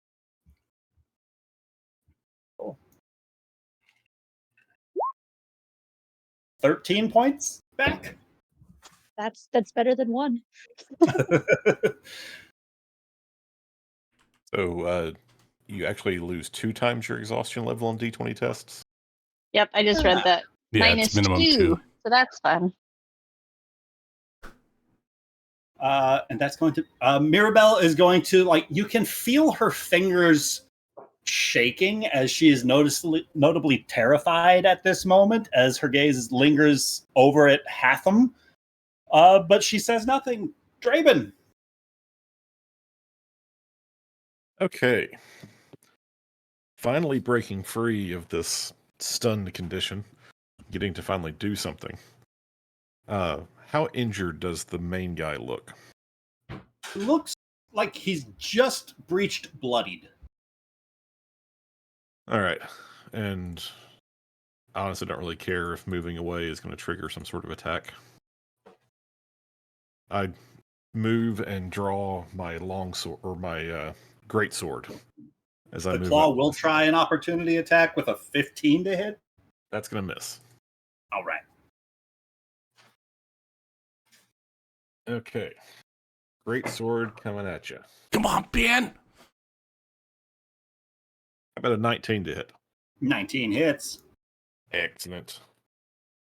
All right. So this is 2d6 plus 4. So that's going to be 10 points of damage. And Slices into him. we're I mean, this seems pretty significant. I guess second wind no longer gives me another action, does it? You get action surge, yes. So I'm looking. Oh, there it is. Action surge. Yep. Because this guy is like down on the ground level now. He came down and Yes. yeah. Yes, okay. he's in melee range for sure. All right. So here goes another attack with an action surge. That is going to be sweet. That's okay. What was my bonus? Yeah, that's 21. 21 hits. And that is going to be 8. 12 damage. 12 more damage into Atham.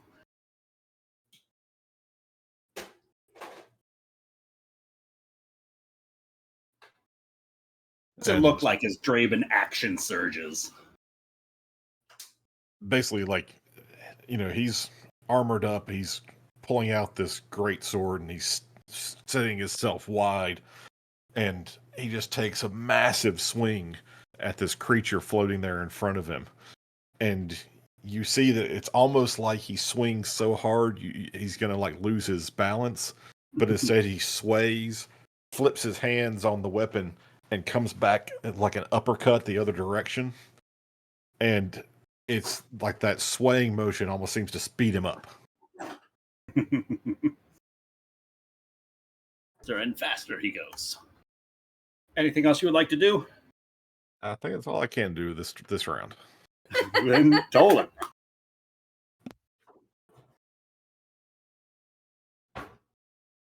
I'm muted again.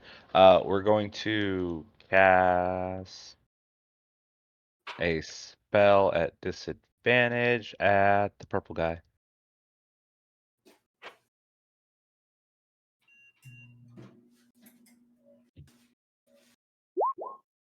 That's not bad disadvantage.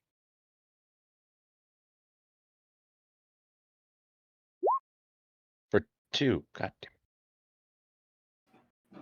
You watch as once again the flame smashes into his side, and the element within seems to absorb half of that damage and continue to emit those flames. The acid he was dripping before seems to fade away entirely. Took care of the acid.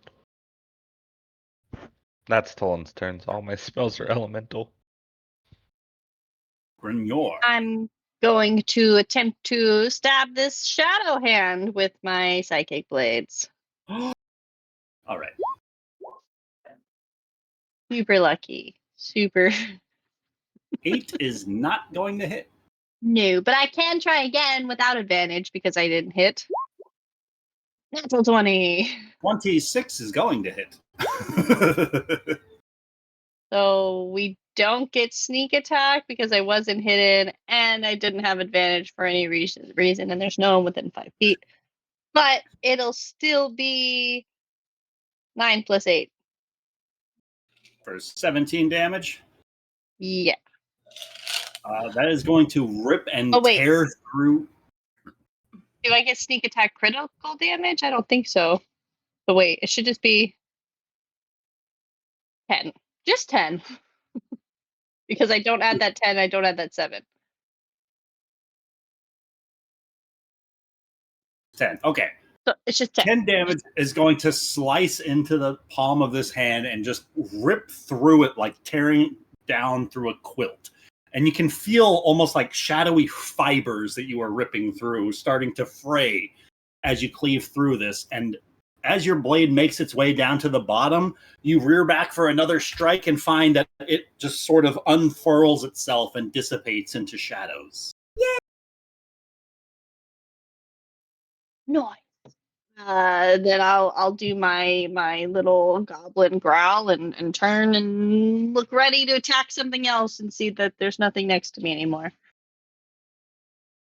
And that's my turn.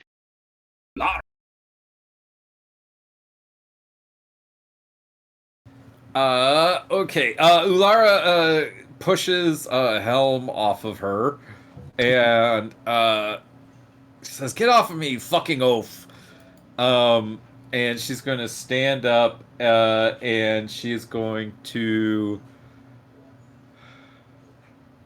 Do I have to ditch my shield in order to pull this out, or just let go of my warhammer and then I I can... think you can let go of your warhammer to free a hand. Okay, so I'm going to let go of my warhammer and then attempt to free this sword hilt. Maybe. All right. Roll me a strength save. Strength save. Indeed. Or, yeah. Ulara manages to pull free this blade.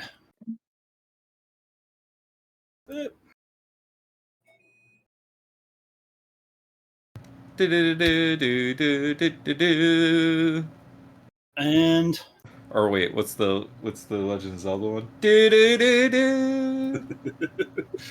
You free the blade and find that it is indeed a whole blade's length of this strange mineral that you have never seen before. Is there anything else down here? You find, besides like some melted obsidian where the stonework itself had been scorched from the impact of this blade, there's a slight glazing of almost frost across the blade. And it seems to glimmer, particularly in the moonlight. I love the Frostmourne vibes. I'm taking it. Ulara's going to leave her warhammer down there, and she's just going to put a foot on Helm's shoulder and use it to push herself up and out of the hole. All right.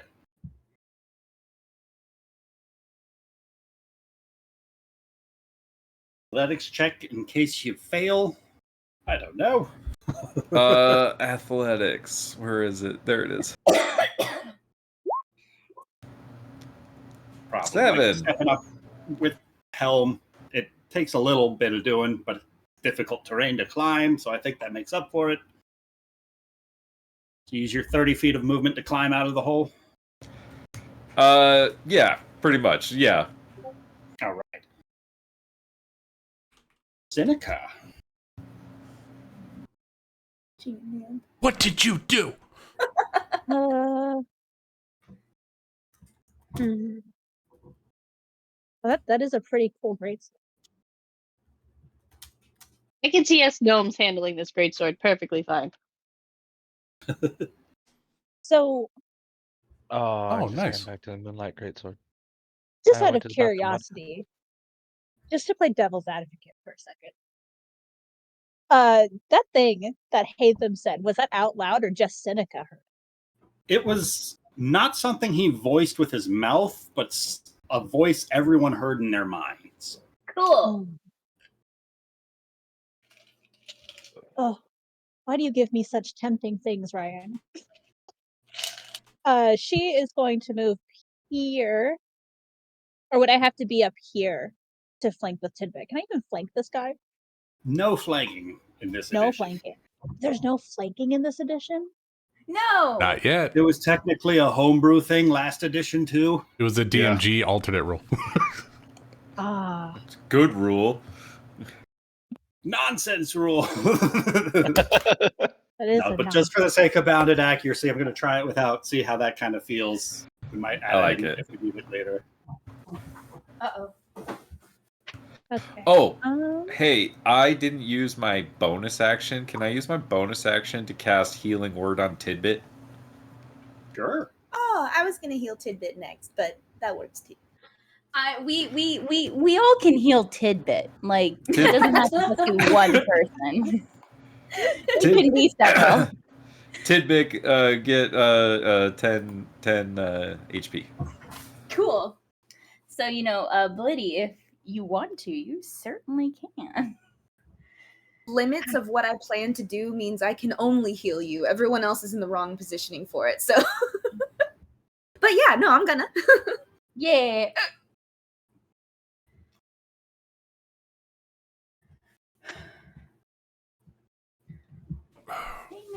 Probably overshooting it at this point for your health, but you'll be good. You might even get it back up to full. You probably will. Yay. Maybe. If I don't kill you first. Entirely possible. sorry, I'm thinking. You're golden. Because while it would Lot be of fun to cake. find out what happens if I aid the doomsday, but I also want everyone to win, not just me, you know? Suppose I Oh. could reach Seneca and heal I her. mean, it is a one shot. If there's It ever is, a time to betray Amanda? the Thank you party, so much. Seneca, she's going to disengage and she's going to go help Alara out of the hole. Right.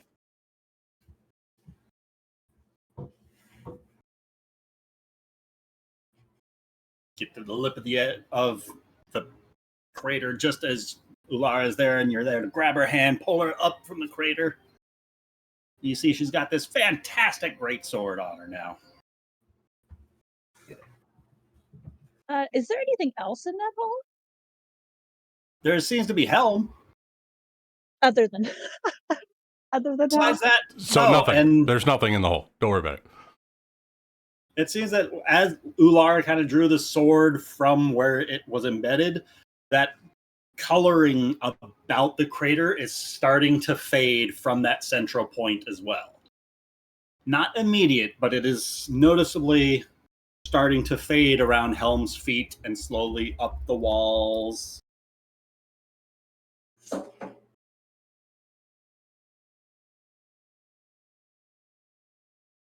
Um.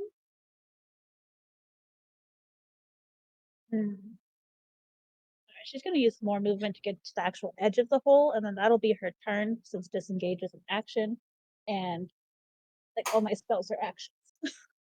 All right. Tidbit. You want to heal Tidbit? Would you like me to do the thing that's going to heal you first, Tidbit? Lydia, you want to go first? Arcana. Yes, Blitty should go first. Okie pokey. Blitai. The blittiest of blitz will use a cool little feature A bloody called blitz. Land Aid Damage. Magic action, I can expend a use of Wild Shape, so this will be both of my Wild Shape uses. And I believe we checked, and I can use Wild Shape twice without losing Chudley. Anyway, so I'm gonna do that, and that means that I'm gonna put it.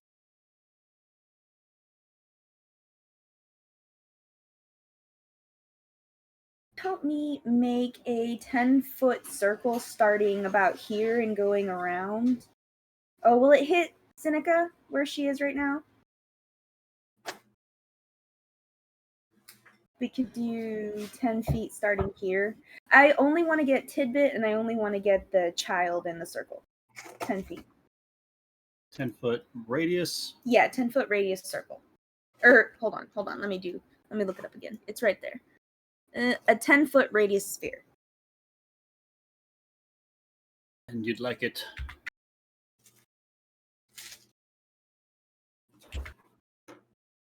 Well, I think if you avoid Tidbit, you'll hit Seneca. No, I don't want to avoid Tidbit. I want to get Tidbit. Wanna Because get Tidbit? the rest of the spell is... So, everyone has to make all these saves, but one creature of your choice in that area regains 2d6 HP. Does that mean she still has to do the other stuff?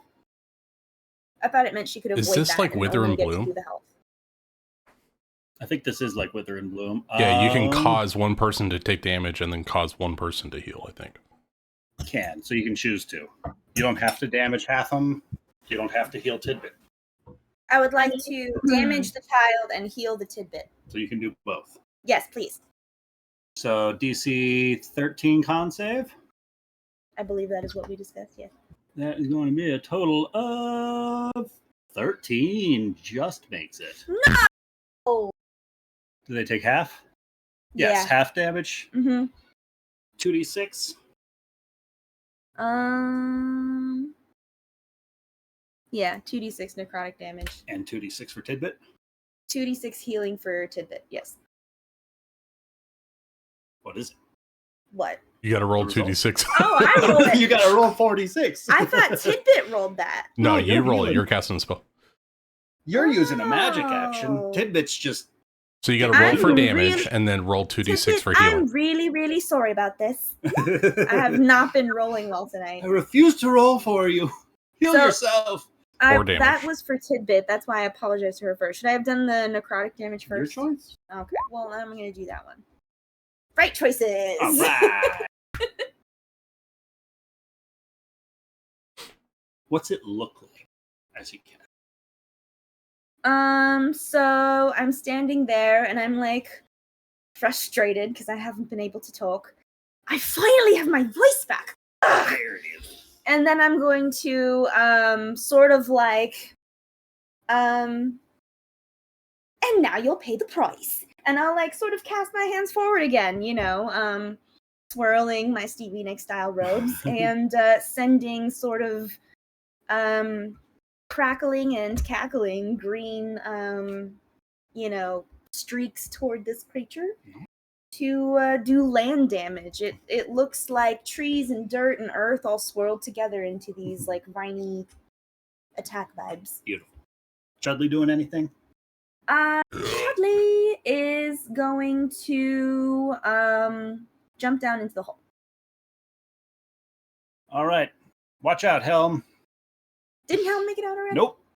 Sorry, Helm. It's alright. You got a dog jumping on top of It's you. okay. Catch Chudley! Tidbit. Love the dog.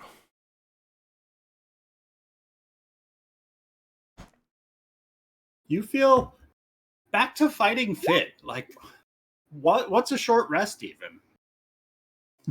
What wounds and injuries?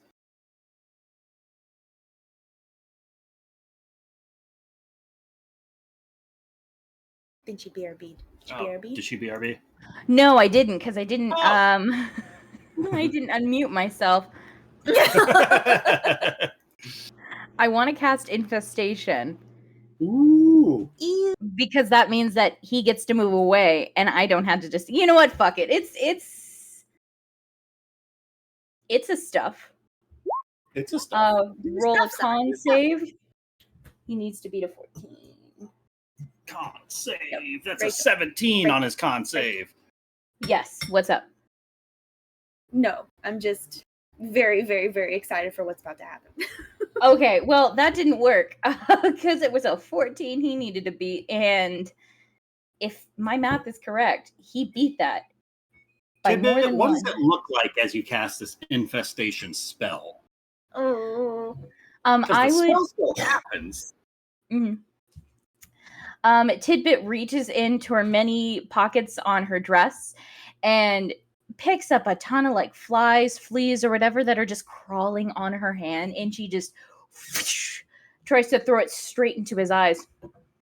It misses because, you know, throwing bugs like that isn't very aerodynamic, so it just goes a little bit This- short. The swarm of bugs starts to grow around him before that flame that fills his inner elemental focus at the moment burns slightly brighter and just incinerates them. The cloud of insects coming at him. Yeah. Anything else you would like to do?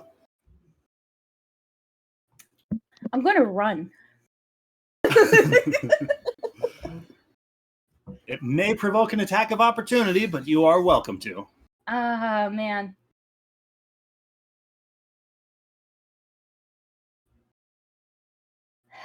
Yeah, I'm.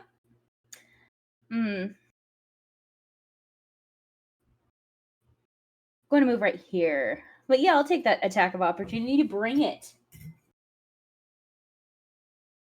With that full health, feeling all confident and shit. Mhm. What's the worst that'll happen? A crit, I don't you know. die. He seems Oh, yeah, really absolutely. excited about what's about to happen. Guys, sitting next to him is the worst while he does this. Tell me, Ryan, what's my fate? It was a critical hit. I knew it. Mhm. Tidbit, you turn That's the around, worst thing that could spinning on happen. your heels. I fucking Hatham knew it. turns back from his focus, watching Stonebender closing in on the crater, whips back around with his tail and just slices right through Tidbit's middle bit. Woo! Fuck. I'm dead? 100%. Tidbit Okay. drops Dying. to the Dead. floor. And she Okay. starts bleeding out, Dying. Okay. dying, not dead. I didn't Oh. use all my movement. Can I try and run up to her at this point? On Or- your next turn, absolutely. We scored the same. You said we could double team. Lies.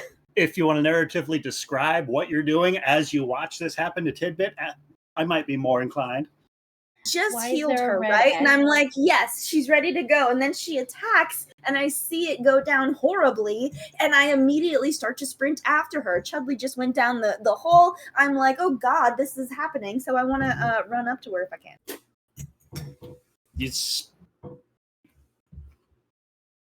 Would you risk jumping the hole? Would I risk jumping the hole? No. I would Don't go worry, around. there's a cushion down here. You can make it. You'll be all right. There's plenty Everyone of else is people jumping that down. want to catch me. I'll allow you to start making your way towards Tidbit. Like you can Okay. move 20 feet closer.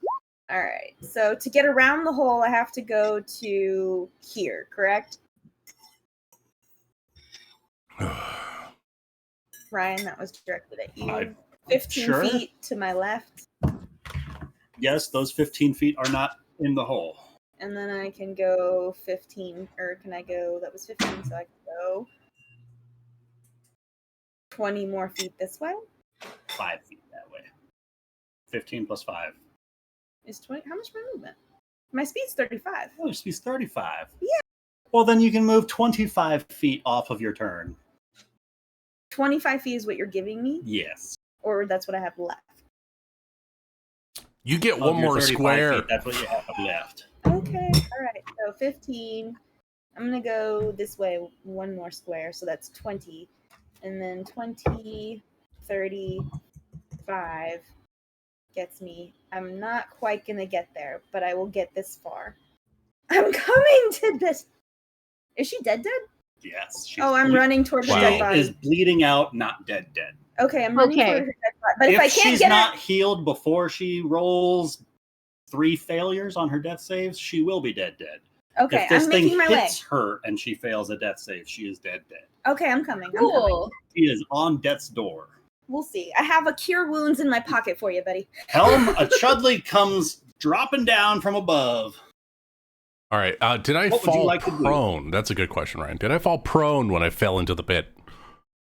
You tell me, Lucas, did you fall prone when you dropped into the pit? I don't know. I don't think I did, because apparently I hit a Lura and a sword. Ooh. I don't think I did. You said it was Okay. a small pit. All right.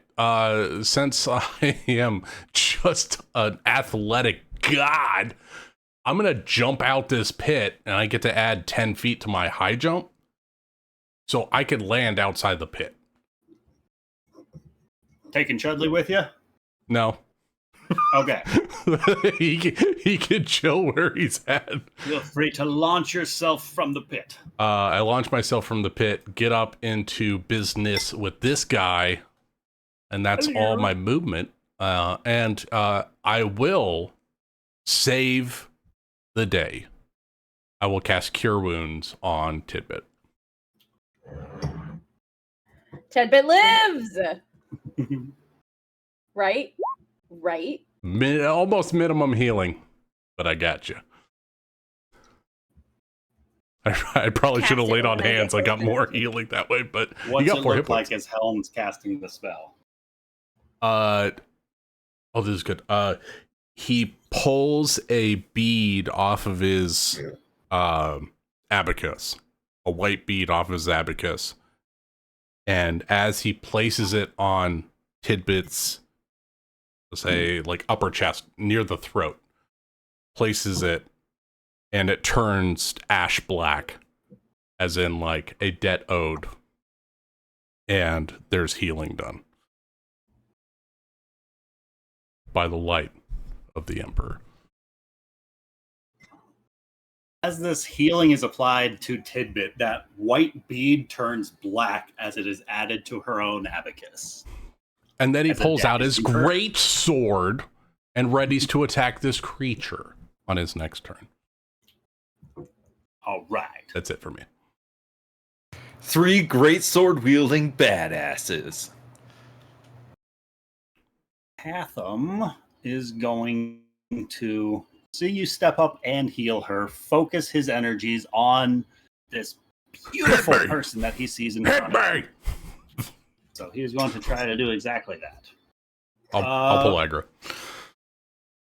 Helm, he's got 1 tail attack and 2 talons coming your way. All of them. Bring them all. I want them. Starting with the tail for a natural 19 for a 25 to hit with the tail. Oh, yeah. Oh, yeah.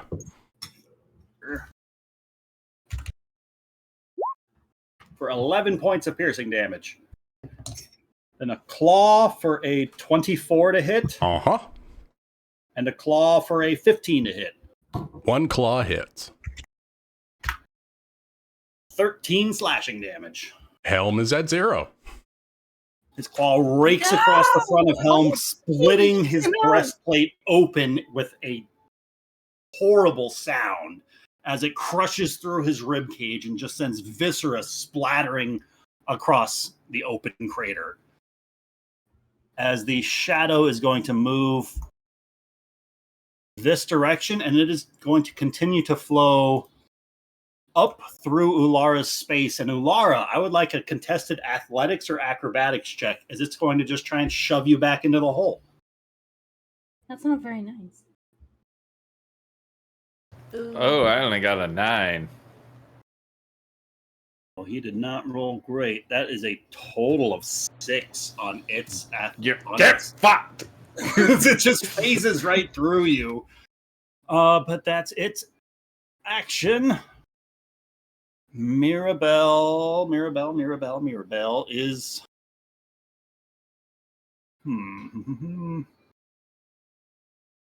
going to step back from around Draben to avoid any sort of opportunity attacks herself, and she is going to continue round to here and loose a radiant bolt up towards this monstrosity in front of her, and it from the other side you just see him briefly silhouetted by this holy light as it flashes across the front of his chest.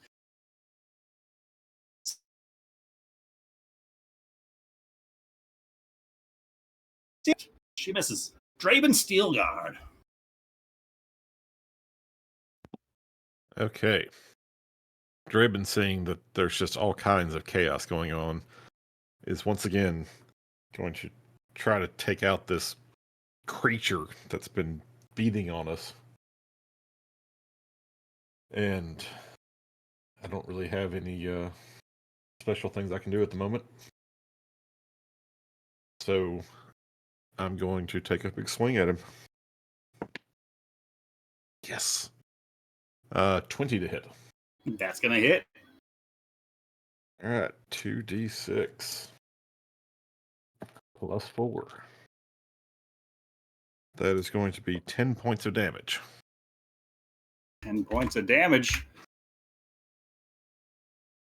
Mashes across his backside. You can hear the impact upon his flesh like stones breaking under the weight of a hammer. Just the force of this impact causes him to recoil ever so slightly. He is looking rough. I already used my action surge, and I don't have anything else. I've still only got the one attack so far. But Tolan. if he dares to so much as move, I've got him. You're right, bastard. Turn and fight me. I will use 2 of my sorcery points to transform into a 2nd level spell slot. Nice. And then I will cast Chromatic Orb. And what are we going to roll? Thunder. 21's gonna hit.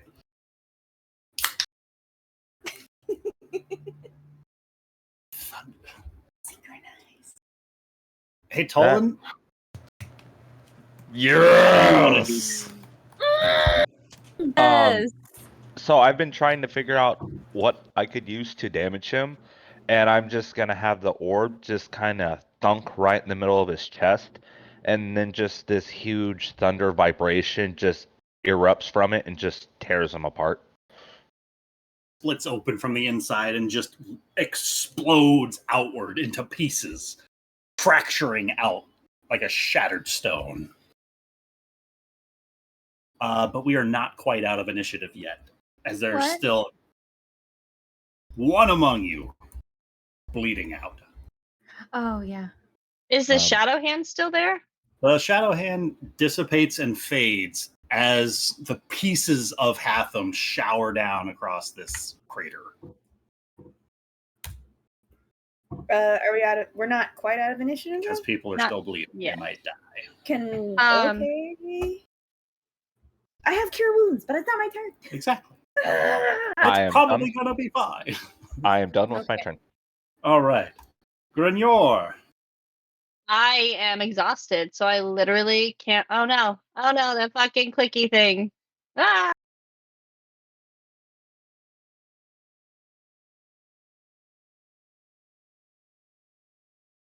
Whoa. Whoa. What just happened? I lost my character. I'll put you somewhere over here. I can make it to there. This is as close as I can get because I'm exhausted. I'm literally 5 feet short. So I'm going to be running over here in attempts to help people, but I'm actually not successfully going to be able to help anyone. Did you get the health potion from the apothecary? Am I imagining that? Yeah, I can't reach anyone. Can't you hand it to me, or hand it to Seneca, or who's next? Where's Well, you guys Ulara? all have the health potions or the health spells, so Right, but I yeah. can only cast one. I can't cast 2 health spells in one turn. Can I cast Well, there's only one and one. feed There's someone only one potion? person. Tibbets has health, right? Yes, I do. Yeah, so Yeah. it's just Helm. It's Just Helm. Helm is Just down, Helm is correct. down. Okay. It's just Helm. Yeah, so it's okay. And I didn't Say actually just Helm tell because anyone. he's surrounded by like 8 people that can heal. I'm not that worried about Helm bleeding out. Sure. I also never told anyone that I found a health potion, so I'm gonna keep that to my heart as long as possible. Fine. He's gonna goblin Metagaming. that one away. Metagaming. I'm demanding you hand over your wares, but in the game, I suppose No, I don't you're even good, know you're you have it. Blitty kills Grignor on her turn for the health potion. All right, so Grignor comes sprinting up, seeing Helm fallen, but Tidbit still breathing as Hatham explodes. Ulara. Ulara will present the divine symbol on her shield and channel her divine spark, and she will heal 5 hit points because it's 1 plus my wisdom modifier. So 5 hit points back to Helm the Beautiful as the Emperor's golden light radiates down on him. I can tell his light is shining bright here. Yep. Yeah, 'Cause we're he's not not worried about dead. him.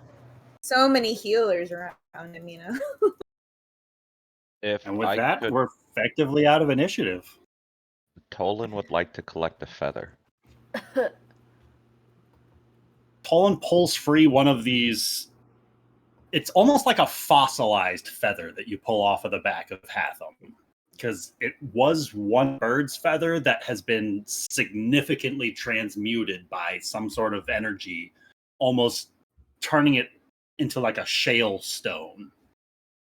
What exactly did everybody find down there? I mean, what part of the meteor? What was a part of the meteor? Or is all of this just a bunch of cool knickknacks that happened to be down there? Ulara holds up this great sword and says, "Well, I found this down there."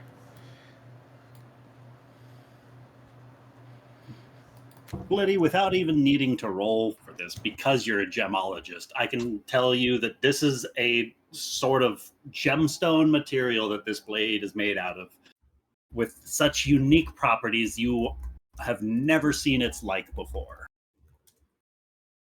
Well, I can tell you something. My family has been dealing in gems and stones and trees and moss for generations, and this is nothing my family's seen, nothing they've taught me about. I've never seen it before. One can presume then that it might be not of this world. This could in fact be the fragment of meteor we were looking for, in which case, why on earth did it crash down by itself? Can Tidbit take a little bit of a look at it? See if there's any information, like any drawings, glyphs on it, on the sword?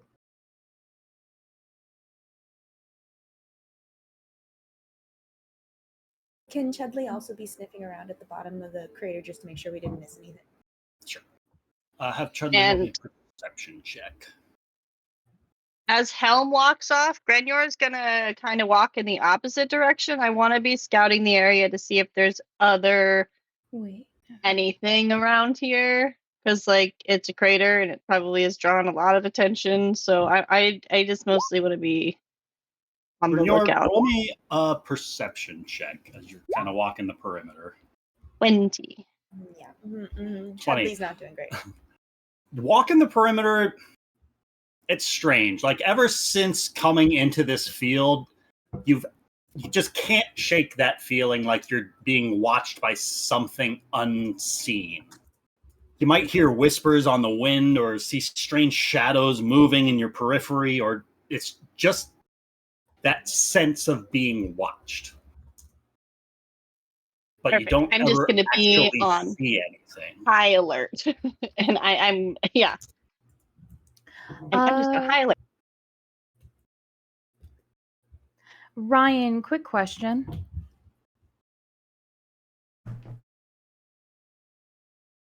Is that too quick? Oh, sorry. At any point did this monster bleed at all? No. Like, he wasn't oozing out anything. There wasn't any blood. It was almost like fighting up against a rock. Oh, okay, so it was a rock. Do we bring What's this my creature face? back with us, or just the artifact? I think the creature too. Can Tidbit investigate the creature?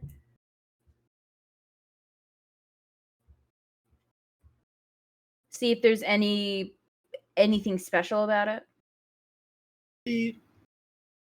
Yeah, sure, roll me an investigation check. 11. Going through the remains of what this thing was, now it seems to be fading into hunks of more or less ordinary rock. The unique properties that caused it to emit this strange energy that was affecting the local environment seems to be fading from it.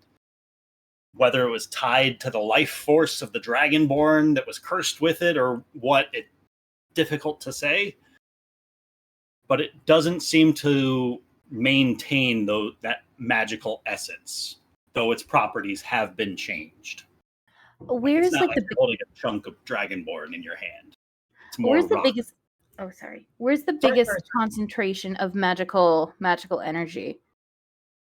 Definitely coming from that great sword. No, I meant on the monster creature.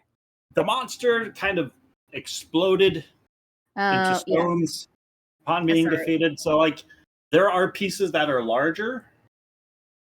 Like, some that could, like, it's almost kind of like looking at a gemstone for amethyst. There are chunks of all different shapes and sizes of this crystallized rock stuff. That tidbit would like take like 2 rocks because that's pretty cool. Could Seneca the rocks? I mean, she is a stone mason. See, like, Seneca, feel free to roll me either a nature or arcana check. I'll do nature. I'm a little better at that. 17. Oh, am I still blessed, or is that Dunzo? Add a Or is that d4 not to on it. check? Oh, I don't know, actually. Blesses attack rolls and saving throws. Okay. Then never mind. Let's see. There was something about this. Let's see. 17.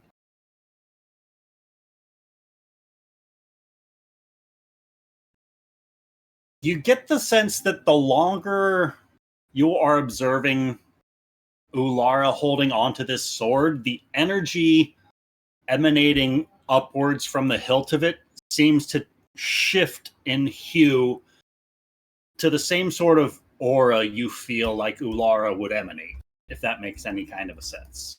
It's like the properties of the blade are changing to mimic its wielder. Oh, that's why he wanted the sword. I believe that that sword you have there, Alana, changes itself to its wielder.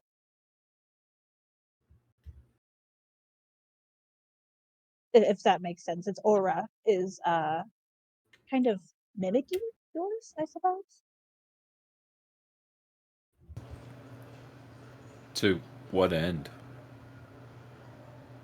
As in, it's, I don't know how to explain this.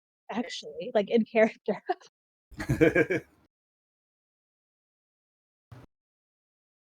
like it's taking. Would attributes be the right word for it? Taking on an attribute of hers, or like becoming a part of her. Attributes are like her spirit. It's like That's a good descriptor. It's like embodying your spirit.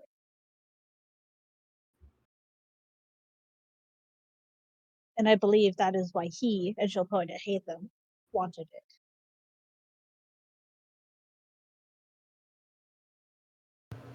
Where did he come from? I don't know.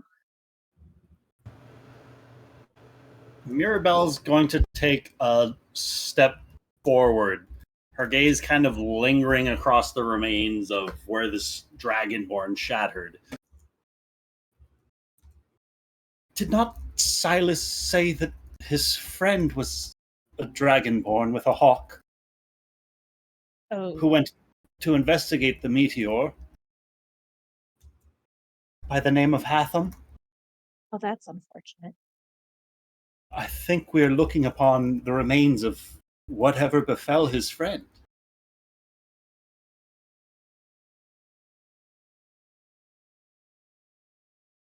In all my years, I've never seen something capable of such horrific transmutation.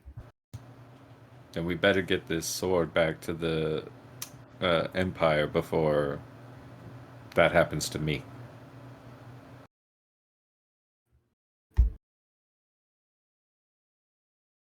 Does it feel any different? What do you sense from the weapon? don't know. What do I sense from the weapon? Well, Nick, upon seeing a blade that looks like this, what kind of thoughts are going across Ulara's mind? Shiny. What sorts of things would you think about using a blade like this for? I think Valorous she's or thinking. Dynamis act? Well, I think she's thinking less about using it and more about like her duty to return it and like the benefit that she's gonna get from getting this back, and like she's thinking selfish thoughts.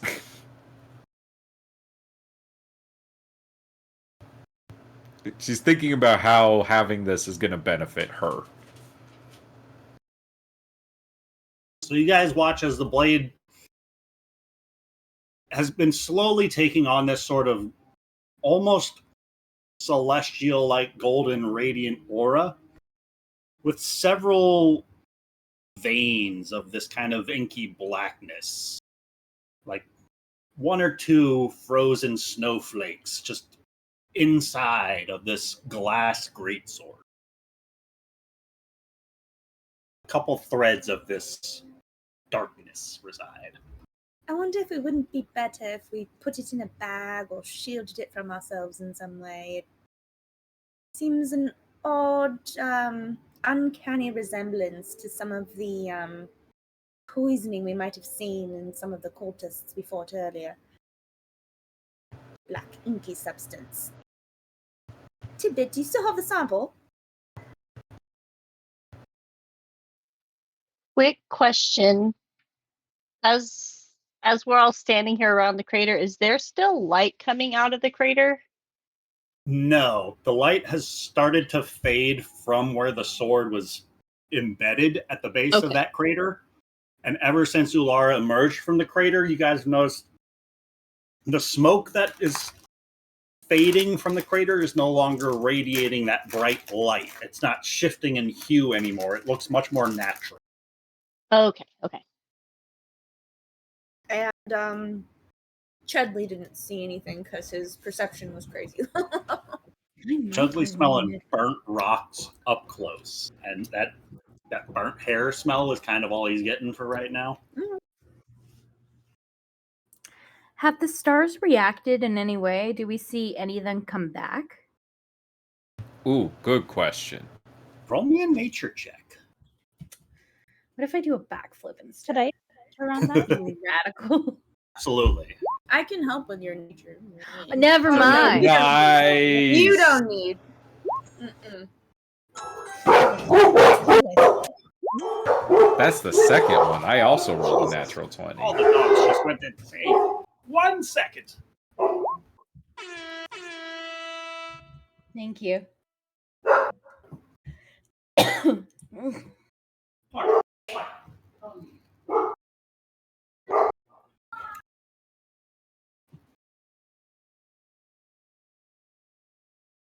Sorry. Looking skyward, you don't find any of the sources of light that were missing had returned, but you don't actively see more stars blinking out either. Okay. However, around the moon, things look to be particularly obfuscated. There are no stars within the radius of the moon, notably. Okay, well, good news, everyone. Looks like all the stars, they've stopped disappearing. Unfortunately, we no longer have Ursa Minor or Ursa Major, and the only thing that wasn't affected was Copernicus. No, I'm sorry, hold on. Sagittarius, which is unfortunate because, Sagittariuses are the worst. But as for right now, looks like the stars are okay. That's all I have to add right now. Oh, yes, by the way, still have that blood sample if you want it, Blithy. Sorry for blaming you for during the fight. I just didn't want to die. I totally understand. None of us quite want that, do we? But does that bear any sort of resemblance to what we're seeing here in the sword? The sort of blackness and the inky negativity, I suppose. Holding the two of them side by side and actively comparing them, they're noticeably different kind of hues in pitch. Like the fluid inside of this vial that she collected from the cultists looks kind of more brown, like dirty oil almost. And what's frozen inside of the glass of the sword looks to be... Have you seen that like super crazy black paint? Yes. Oh, Reflect black? The light. Vanta Black. That stuff. It looks like that. Don't know if these are similar, But- perhaps derived one from the other, but But one looks to be like frozen. The other's very much a fluid. I mean, what we could do is drill into it, and one of us licks it. That's what we'll know for sure. What we are gonna do is take this back like we were instructed to do. Oh, but think of the discoveries we could make. As those words are spoken by Ulara, you see that vein of blackness completely just phase out. It's gone. Oh, And the Okay. sword glows a little bit brighter. what is happening? Can I insight check the blade? Can Sure. I vibe check? What's its vibes? I need to know. I need a vibe check. Does this thing have whack vibes? no one has one. Is it listening? Is this an Alexa? I mean, based on what the other people were observing about it sort of reflecting the aura of whoever's holding it, it seems as though Ulara's intentions with the blade seem to be true, and so any sort of selfishness about it seemed to dissipate as soon as Ulara offered up the blade willingly. Oh, yay.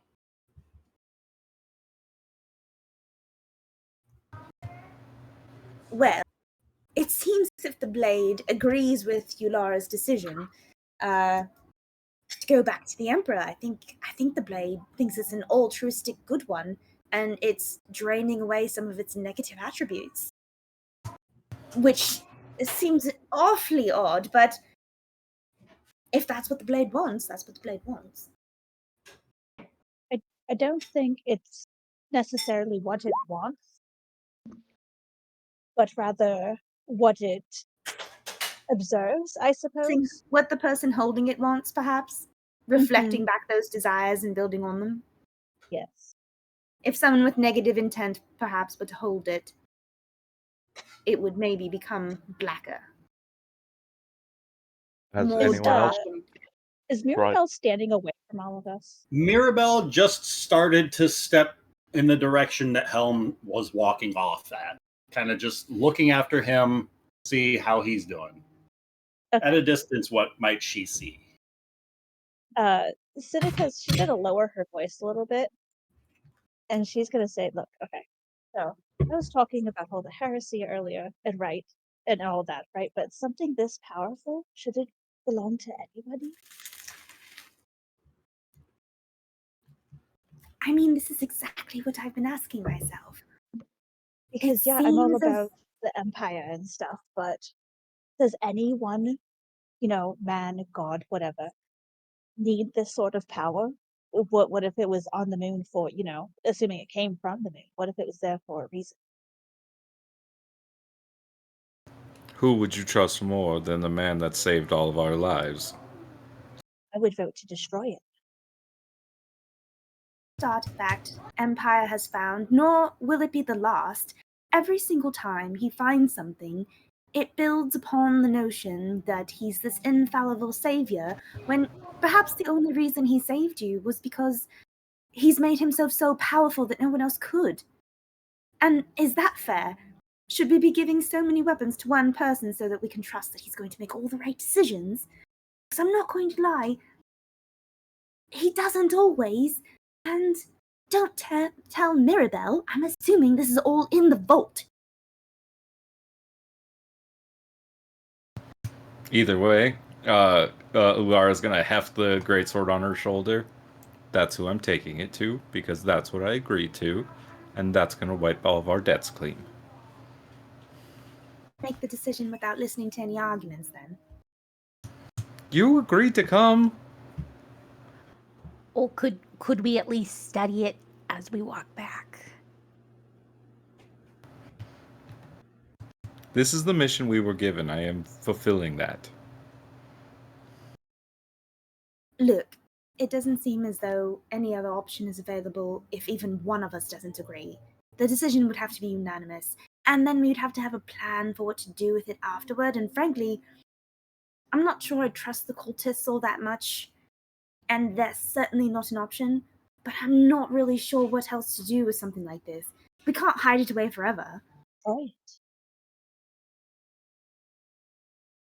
If we destroy it, and and this is going to sound really shitty because Mirabelle's pretty nice, but what if she tries to say something otherwise, we just say that there was nothing there. Whose object didn't get destroyed in the fight? Mm-hmm. Who's to say that while she's over there checking on Helm, it didn't just implode? You, Laura, if your loyalty is actually to Empire, or if it's just to a code to do the right thing, in which case, what is the right thing? Fulfilling a contract, or doing what's best for everyone? What's best for all of us is getting all of our Kainum wiped clean. Is it not? Isn't that why we agreed to come on this journey? That's the Oh most sensible yes, but that thing was sorry. anybody's said so far. If we do what you're suggesting we do, we might as well just die tonight because it's a death sentence nonetheless. What do you mean? At the very least, it means that we're declaring ourselves heretics and exiling ourselves from the Empire. Cool. I don't like Destroying to the speak for object and saying it was destroyed is not the same as putting our heads on the chopping block. Sorry, what were you saying? not to speak for everybody, but exile doesn't sound too bad. I have nothing here, really. I mean, as in exile, your Kainum doesn't exist there either.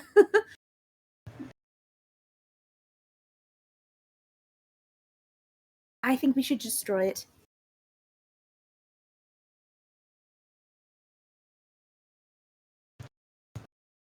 Helm!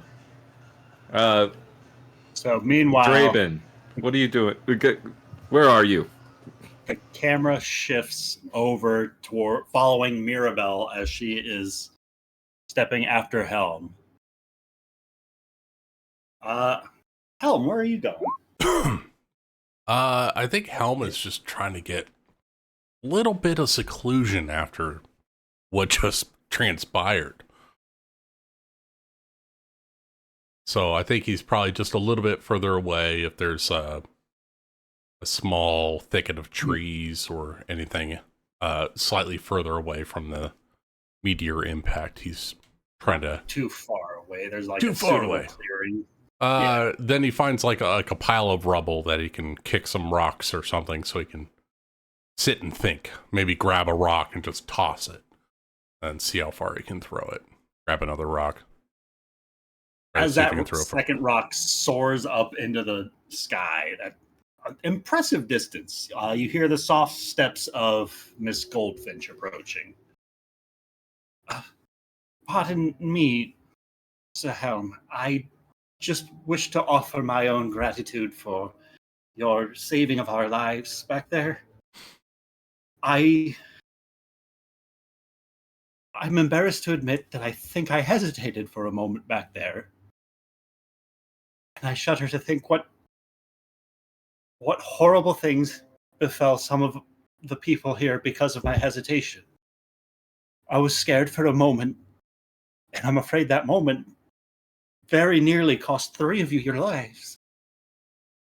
But watching you, you just charged in there without a second thought about it. And it looked almost effortlessly to you. And I just wanted to say that might have been the single most bravest thing I've ever seen. And so I wanted to offer my thanks.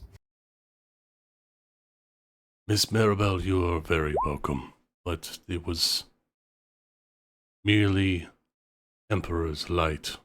It guided my heart in that combat that we just had. I too am saddened that I did not resist the measly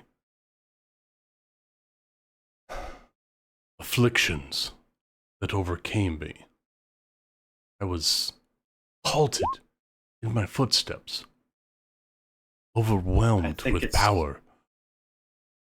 Respectfully, I think it's mighty foolish to call something like that measly. I saw him fell tidbit with but a single swipe of the tail. He was clawing and ripping at you and through all of that armor, nonetheless. It was horrifying. I pray to the Emperor that your friends were there in the moment of my hesitation to save you, for if his wrath had continued for even but a second more, it might have been too late. Maribel, it was not your place. You were an observer.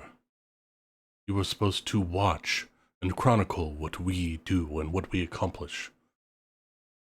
Yes, we had magnificent fighters in this combat. We had great strategy. We had great teamwork. But some of us still fell short. And that is unforgivable. I look up to our empire. Our emperor, the light that saved Averstan. And if I wish to be anywhere near our emperor's power, I fell short today. And I must train and become stronger to serve him. You know, back home there are a few different practitioners of the Empire's light that I would very much like to put you in touch with. They might be able to help see your training ascended.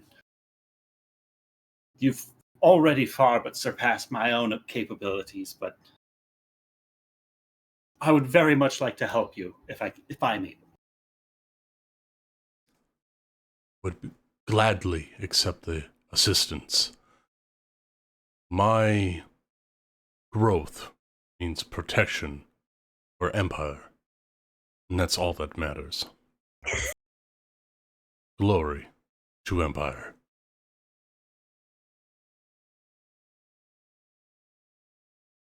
Glory to Empire. May his light shine upon all of us. Let it cast the shadow into Everlight. Helm drops the rock and takes a deep breath, calms himself. Miss Maribel, I believe that there is a task that we must finish. This is the object that fell from the sky, if I'm not mistaken. The sword. Is that what you found down there? It was the center of the crater, and when Allura removed it from the crater, the power seemed to travel with it. I do believe that is what came from the moon. That certainly is one of the stranger things I've ever encountered. But I can only hope that there are minds stronger than my own that are more than capable of piecing these things out. Is there any further healing I might be able to offer you before we head back? No. You still look a little bit roughed up around the edges. I must live with this Canum on my own personal abacus, not on the social one. I should have been better, faster, stronger. Let me lie with the wounds that I have taken. It will be a lesson for the next time. At that, Grenyor's gonna walk up to Mirabelle and Home. Oh shit! Sorry to like interrupt this. Even the music is going really well with it. I hear utter silence. I don't hear music. Did something happen? Well, like It's vibing. I think we're rebelling Texans. Is Speaking on your- Tolan around? Is that little blue gnome somewhere? it's just We're flirting as you Mirabelle maybe, and Helm. Sorry, you maybe might want to look at patching yourself up. I don't think we're done here. I don't know if it's just me, if I'm just on edge, but I don't think we're actually quite alone. Well, then mayhaps all I could offer is just this healing word. That forever may he grace us with his eminence's radiant light. I will not Praise the deny Emperor. Empire's word. Lord, y'all drank the Kool-Aid. She's a high priest of the Kool-Aid. I am a high So paladin Helm, of that's the going to be Kool-Aid. 9 points of healing. I am a appreciate cleric of the Kool-Aid. We're I want surrounded by Kool-Aid people. Oh It's- yeah! Let's. So I just raised Let's a go. suggestion that's going to get me killed in my sleeping bag. Got it. Gren, It's kind of cool. We I, got 2 different dichotomies for me. Gren, I do appreciate your intuition for the threats that are around. What do you feel might be going on here? Is there another threat? Is there a threat from the sword itself?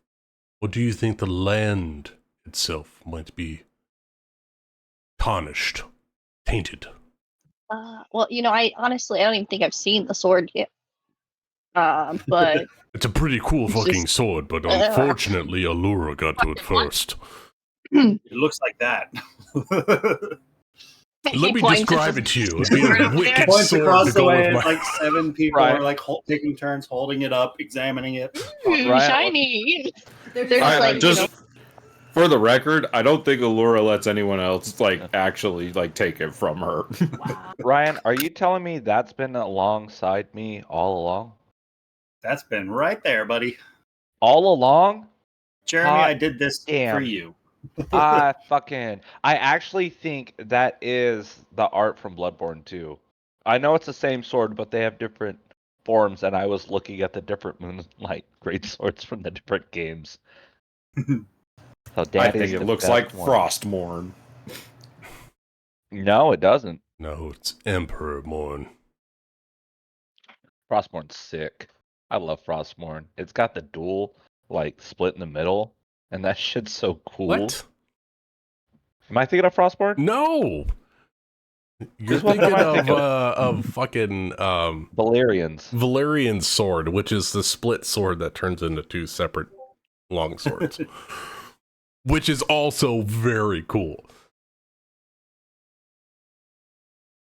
Well, Mirabelle, I think that we should secure the cargo and make sure that we make back to Empire safely. I second such a suggestion. Perhaps double timing. We should make haste back to the capital. I agree. Ren, The safer please. that this thing is out of our hands, the better I will feel, certainly. I think that the speaker and Empire themselves would like to be able to investigate this particular artifact. Ren, would you please keep an eye out as we make our way back? There could be some more cultists drawn to this artifact on the road. Yep, that's why I wanted to give you a heads up before you decide to be all high and mighty about those wounds of yours. Glad you took some bandages. She's gonna give you a thumbs up, and she's gonna kind of walk away and still look over her shoulder because she does not feel safe here. Gren, as you turn on the heel of your boot, You hear one more time Mirabelle speaking, "Forever may he grace us with his eminence's radiant light." And you're going to heal 8 points. Oh, ho, ho, ho. One more healing word. Helm will call out, Laura, I believe it's time for us to head home and get that artifact to Empire. Yeah, 1 fucking second. I said 1 fucking second. No, now. So Helm, as you're shouting this across the distance between the two groups, the camera pans back to Group A. Allura has 1 second level spell slot left. I'm gonna use it to cast Cure Wounds on Tidbit. Tid-diddly week? Thank you. And you're gonna get 16 hit points back. Yay. And she's gonna heal you, and she's gonna say, "We all need to be ready for the journey ahead." God, how many days is it all the way back if we forced march? 3 or 4. Yeah. 3 or 4 days? Empire above, she's better at everything than me. God.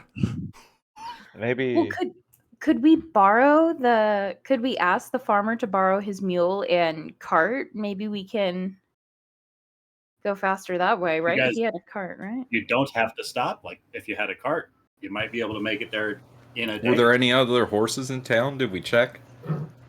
I think they're all dead. None that you saw, like, Empty, wandering right? around. It looked as though anybody that might have survived the cultists would have raided the horses and taken off. We give him a free ride to the city. Let's say we I mean, do. I doubt he wants to stay out here. Yeah. Yeah, are we gonna tell him about his dead friend? Oh, sorry, I'm Yes, not part of that group. You guys keep talking. I mean, We're moving, Gray. Grin. Grin. We're moving. We're coming to the, Oh, to okay. the center. You can be a part of I it. see no reason to lie to him. I agree. Do we have to tell him? I'm just saying, I don't really want to be the one to tell him.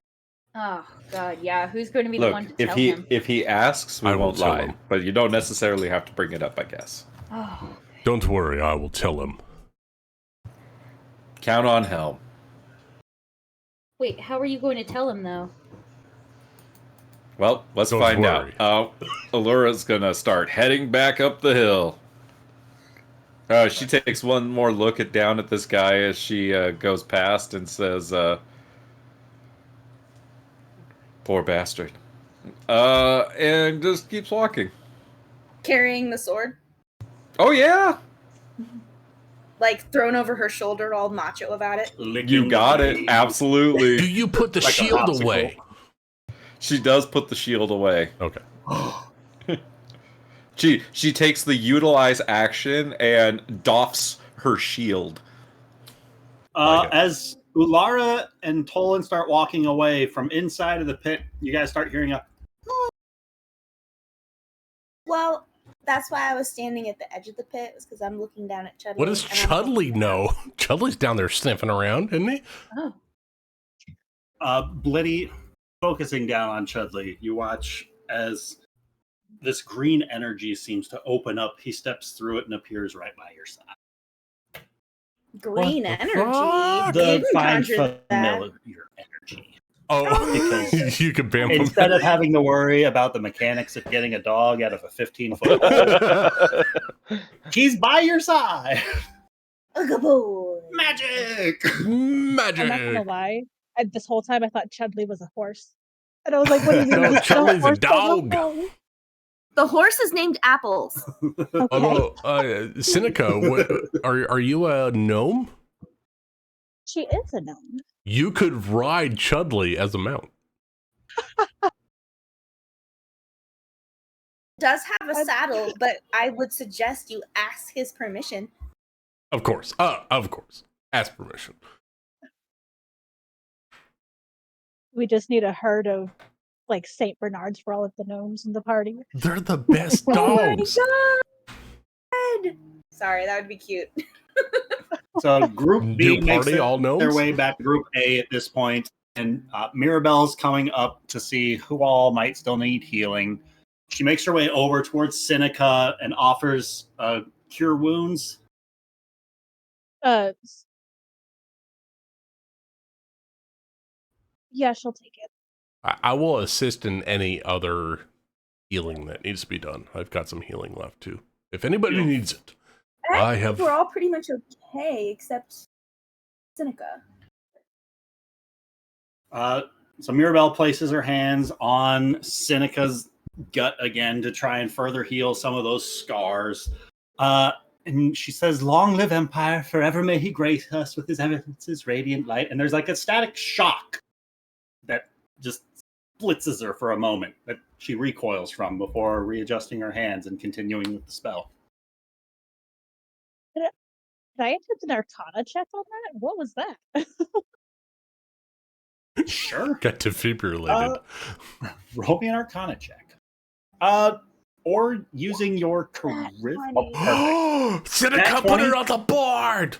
Put it on the board. Is Seneca, that the only one on the something night? about that static shock kind of felt like Please don't. that voice that you heard in the middle of the fight, which is weird because one was a voice and one was like a feeling, but somehow like it felt the same. From her? From her making contact while speaking words about Empire's Light, there was like a slight painful shock for a moment. Interesting.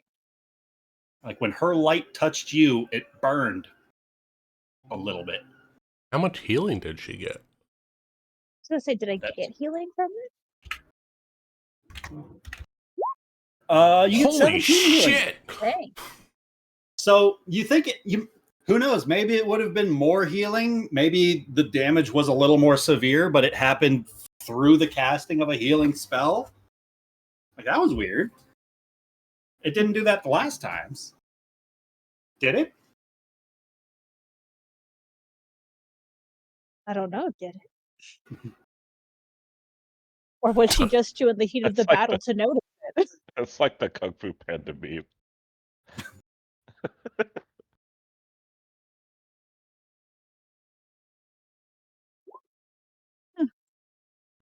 Well then. it's not. Seneca will just shake off the shock and follow, to hastily walk away.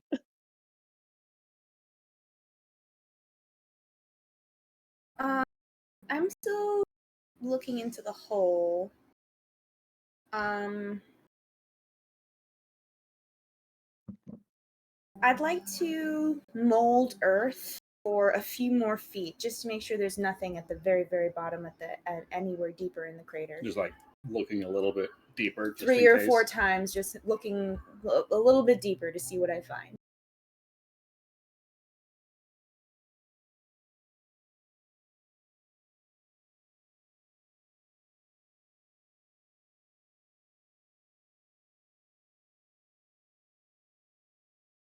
I love this idea, but you don't find anything.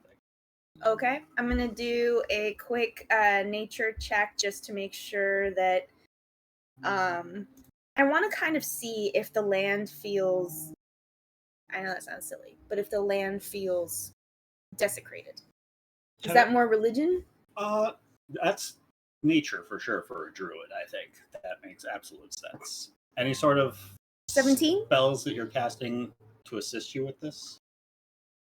If I can, I don't have detect magic. There's aid, which isn't really what I'm looking for. Or no. Find traps, but I don't think that would help.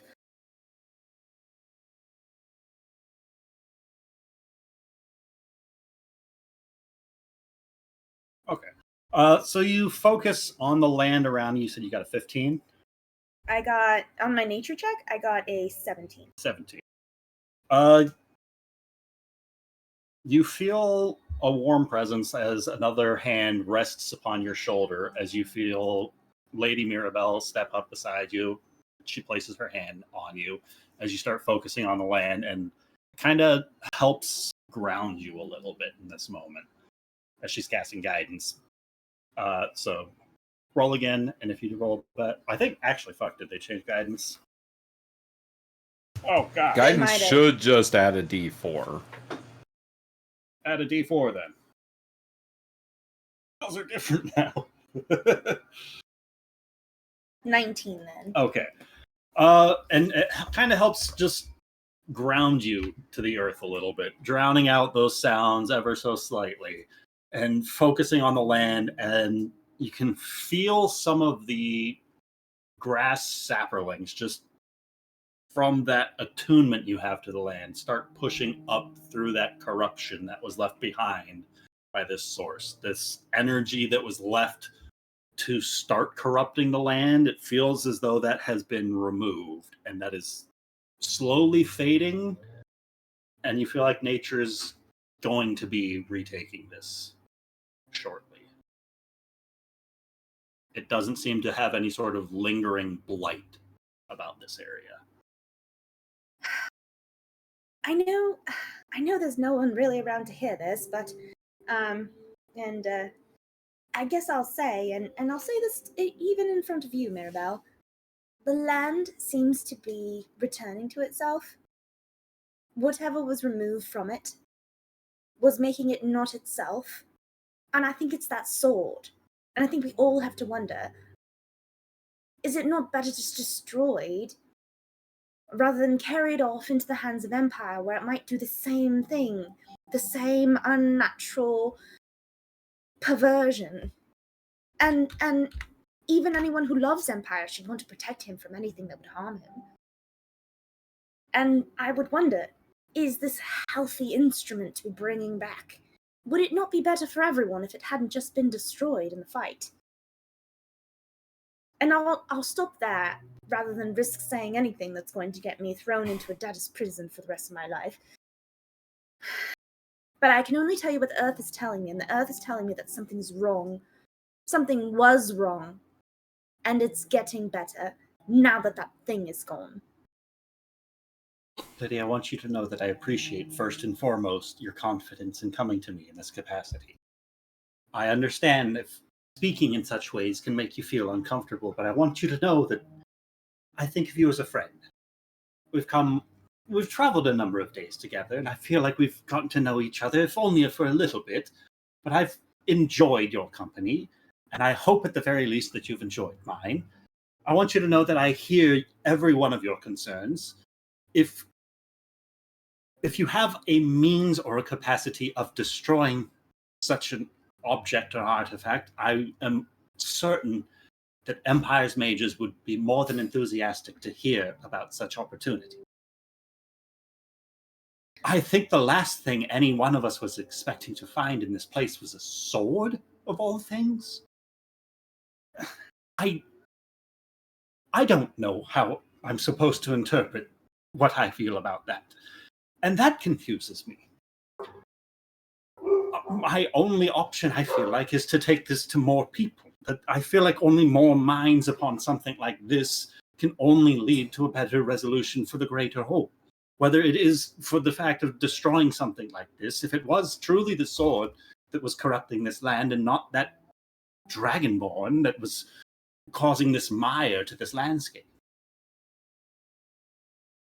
I hear you, and all I'll say in response is, do you think Empire would destroy anything as valuable as this, even if there were 1,000 red flags thrown in his face? She goes to try and grab your hands by the palms as she tries to stand you up from focusing on the land soil here, looking and focusing intently on your eyes. As she says, my dear, I can assure you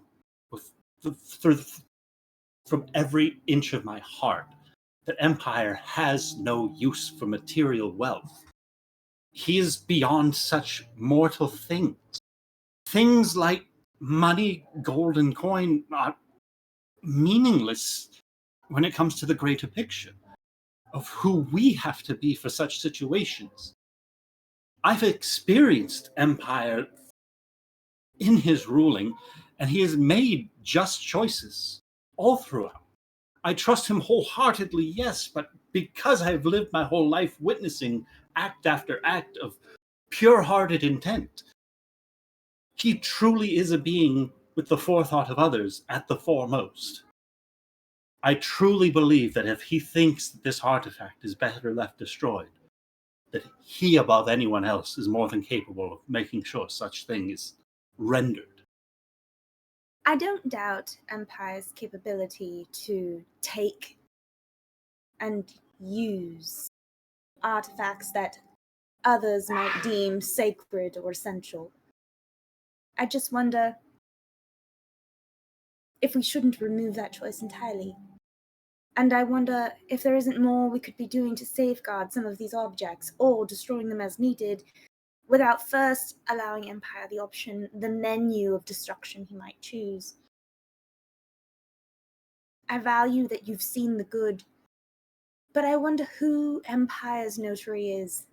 Who's weighing his goods and bads? And are they putting him to the same rigorous test that you sometimes put us? Every act put on the microscope, but Empire deemed altruistic at heart, and therefore anything he does to any object or artifact is deemed rightful and good. Is he the one to make the choice? These are the questions I ask, not because I want to be an insurrectionist or rebel or anything, but because anyone who says that they're always going to make the right decision is worth taking more than one look at, and worth evaluating over and over and over again. But I appreciate you, Mirabelle, and I'm glad that you helped me see the truth in the soil, because I know you're here to help us as best you can. You want us to be good and right, and you want this mission to go well, and I can tell you've been on our side from the start, so I appreciate that. At the very least, I can tell you've been on the Empire side, and as long as we're on Empire side, we're all on the same side, are we not? While she still has your hands in her grasp and this conversation is happening, she looks to you and says, Liddy, you've more than accomplished everything that Empire was hoping for you to have done. You've come thus far in his name and retrieved something miraculous. If you wish to make your way elsewhere, you are more than welcome to disband from the rest of the troop. I will make sure that your kynum of your family's line is wiped clean, as the Empire promised. You have my word on this at the very least. But I do want you to know that I would very much prefer you to join us and speak these thoughts aloud to Empire. Perhaps he knows things that I do not. Perhaps he can offer some sort of insight that can put your mind at ease, that lies beyond my own grasp. I maintain a hope only in the individual who I have witnessed across my whole life. It is very possible that he has every one of us deceived, but I do not believe that for a moment. Say every one of us deceived.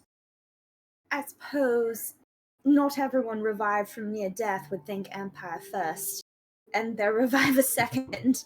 But I will say you have a core band of believers here, it seems, and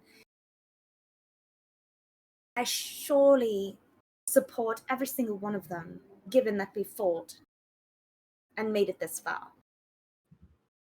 I'm not one to betray them. I'm not one to betray you.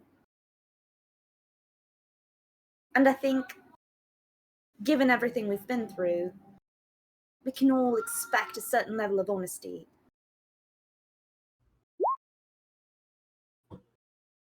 Would you join me back to the wagon then? Well, I suppose I will, just to make sure. I feel like I must see what happens to that sword. I need to know what becomes of it and what Empire decides. That she turns to follow the party, walking off with the sword. How much of that did we hear? Did everyone else hear, by chance? How far ahead were you? Yeah. I'm going to say I hung back to listen. Absolutely. I rolled a 16 earlier to hear the conversation. I wasn't sure if I heard it or not. Perception check. I'm like, what are you doing? Yeah, I What are you didn't know what that perceiving? was for. Is that for the front of the party? No, See if, I like, came anything's back and you coming, were or- talking, so I was running a perception check to see if I heard the Got it, conversation. got it. Okay. Definitely overhear it. Yeah. Okay, good to know. You saying anything? Nope. All right. Then yeah, As- you hear. As Mirabelle goes on, I'm going to hang back. You know how dangerous what you did was, don't you?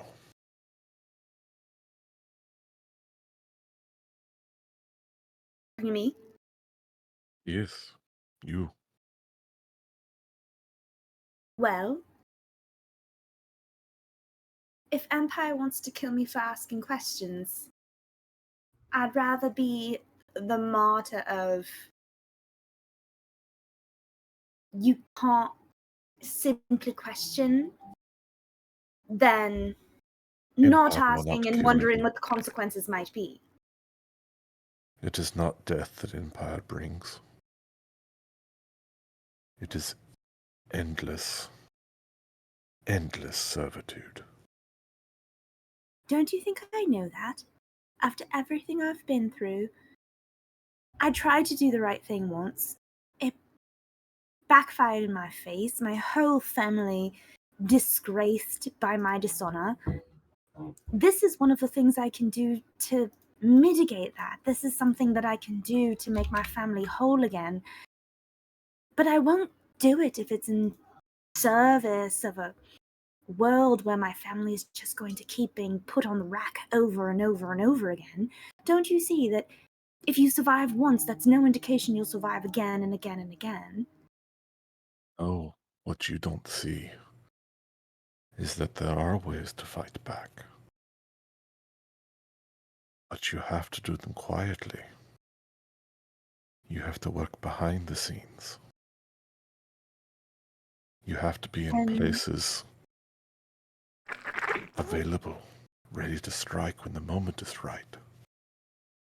And I wholeheartedly think it's better for Mirabelle to think that she swayed me, I'm afraid while Mirabelle will also do being the nothing more one. than report your actions. Do you think we're all going to get a chance to discuss this as a party later?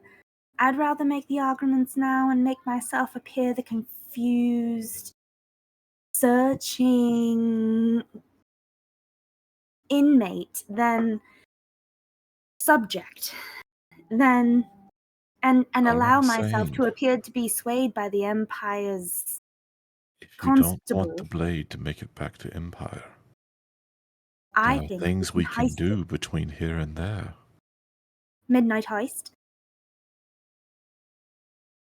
and I know just the people. Why put them on guard? If nothing else, I feel I've gotten a gauge. I think we've all gotten a gauge of who in the party is a little bit more Empire friendly than others, and perhaps they might be left out of the plot. Why do you think I'm speaking to you and not to them? God damn, you? this got interesting. Right? This is Like, amazing. this is awesome. I love this shit. Have you been talking to them? I've been watching them. I listen. I don't talk. I watch. I don't talk. So And when you I act, I don't talk. well, that makes it quite difficult for anyone who wants to help, see. If you'd like to rope me into your plots, perhaps you could verse them a little.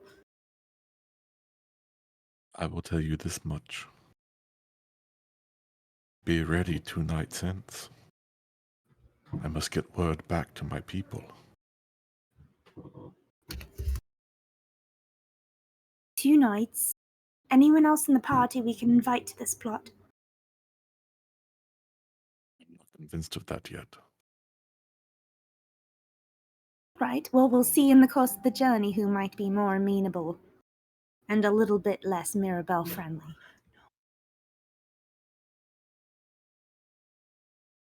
So now, keep your eyes open, keep your ears open, and keep your mouth shut. Now we've hung back long enough. We must go. If I may, a red herring is always good. All right, let's go. Chudley's all right. It seemed he had a bit of a rough pull, but we got him all figured out. Mirabelle spins her. Oh, heavens to goodness, I apologize. Chudley, I didn't even consider your paws. You poor thing. He took a bit of a rough landing, but he's all right now. And you guys make your way towards the wagon. So the group that makes their way to the wagon first, who wants to approach Silas? I want Helm to do it. Helm's gonna do it. He's just there stroking his donkey's mane, dealing with a couple of knots in the hair, brushing off some of the thorns that look to have embedded, just cleaning them off. As you approach, he seems to be completely oblivious to you, with little more than a care in the world. Hello, Silas. He jumps with a little bit of a startle before a delighted chuckle escapes his lips upon seeing you. I was working on a couple of different bird calls when I came to realize that I don't know a whole lot of different kinds of bird calls. So it's a good thing that you guys came back when you did. My apologies, friend. I am glad that I was able to stop you from being mauled by the native Malarks that roam these woods. It seemed like you were doing an aggressive mating call, and you would have drawn many male Malarks to your locations. They probably would have picked out your eyes. Well, lightly blushed. Wouldn't that be embarrassing? Death by bird call. Hey. Oh, Silas, he's just joking. Human calls can't actually fool actual birds. They're more just for human beings to calculate each other. But I'm sure whatever you had done, we would have understood. So you didn't see anything amiss? Nothing on the horizon? Well, that sort of ominous tone above the area where the meteor was at, that faded out not some half an hour before you guys came walking back up. Besides that, though, everything's been pretty quiet. There were a few particularly loud howls from the direction that you guys ventured off towards, but I assume that those were intentional.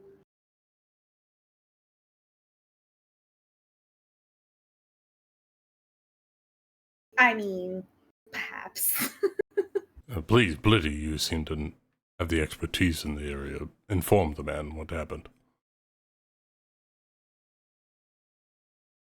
Everything pretty much happened. It was horrible. There was a beast down there. We pretty much crushed it. Oh, well, sounds like a celebration's in order then. I haven't got much left, but you're helpful to your fair heapings of beans and rice, I suppose. Beans and rice are my love language, sir. Lead me to them. Would you happen to have toast? I'm afraid the toast doesn't keep so well on the trip, so we ran out on the way out of town, I'm afraid. I'm going to bring if beans and rice are your love language, consider me a bit of a romantic. Unfortunately, Silas, I have to crush the mood. This town is forsaken. The meteor has brought forth a terrible plague upon the ground, and it seems to be radiating out from the impact source. You're going to have to come with us to the city of Empire. There's nothing for you here. Nothing will grow. And I only just got back. And there'll be bandits and grave robbers and thieves that are going to want to come and steal anything that's left outside this meteor fall. And I think it's safer if you come into the city. All right. Well, So grab what suppose you if you're can. all sticking around, then we might be able to gather up a few things from about town. If you wouldn't mind lending some assistance with this many hands, it's not often that somebody has to upend their whole life and move somewhere that they're unfamiliar with. There's at least a couple of things that I would like to take with me. I will gladly help pack your valuables, your sentimentals, and anything you need to start anew in the city of Empire. Can I use my last spell slot to talk to the, what is it, donkey? The mule? The mule, which I have named Gus. Gus. Gus, how are you doing, buddy? Is everything all right? Do you smell anything amiss or feel any tension in the air?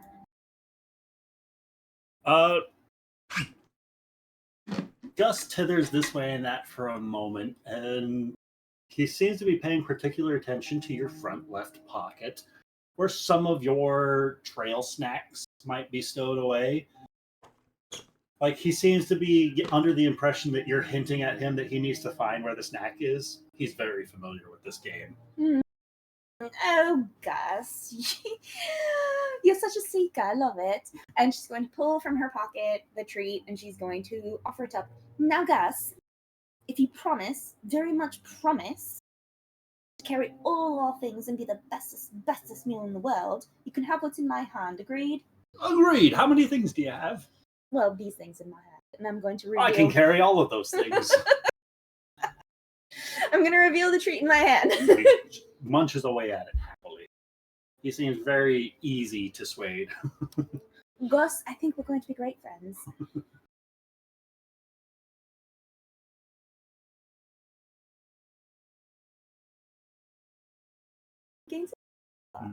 Nice.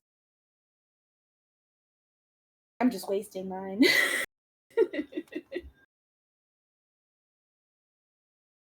So the rest Can I of do the another party- perception check as we're walking back to everyone? Absolutely. 21. 21. Like, you guys cross the distance relatively quickly before you're back in town, and all that while, you just can't shake that feeling. You're continuing to get those glimpses of moving shadows, that odd suspicion like something is watching you from somewhere, but you just can't figure out where at the right moment. Do we notice that she's like looking over her shoulder, and do we notice? Is it apparent to us? Do we have any reason to insight check her? What do you think, Renor? Honestly, she would probably, because she's been kind of like not super with the group this whole time. I don't think she would be anything super suspicious. Like, she's not like jumpy or anything. She's very used to being on guard, giving her background. So she's just really, really aware, but not so much like where she's clearly jumpy and like every sound she's like looking over her shoulder or anything. I don't think outside perspective would see anything amiss. Can I She's insight always check like the that. whole party anyway, because Always I like just said some treasonous shit. I want to make sure everybody's cool. You're welcome to talk it out with everyone in the party. Maybe have an I don't individual know what all their conversation with passive insights are for something like that. Okay, never mind. Moving on, we're walking. So the wagon makes it back to the little town of Willow Creek before Silas starts turning the wagon in a different direction than back towards the capital of Averstan, as he's intent on heading back to his home space to gather up some furniture for his move.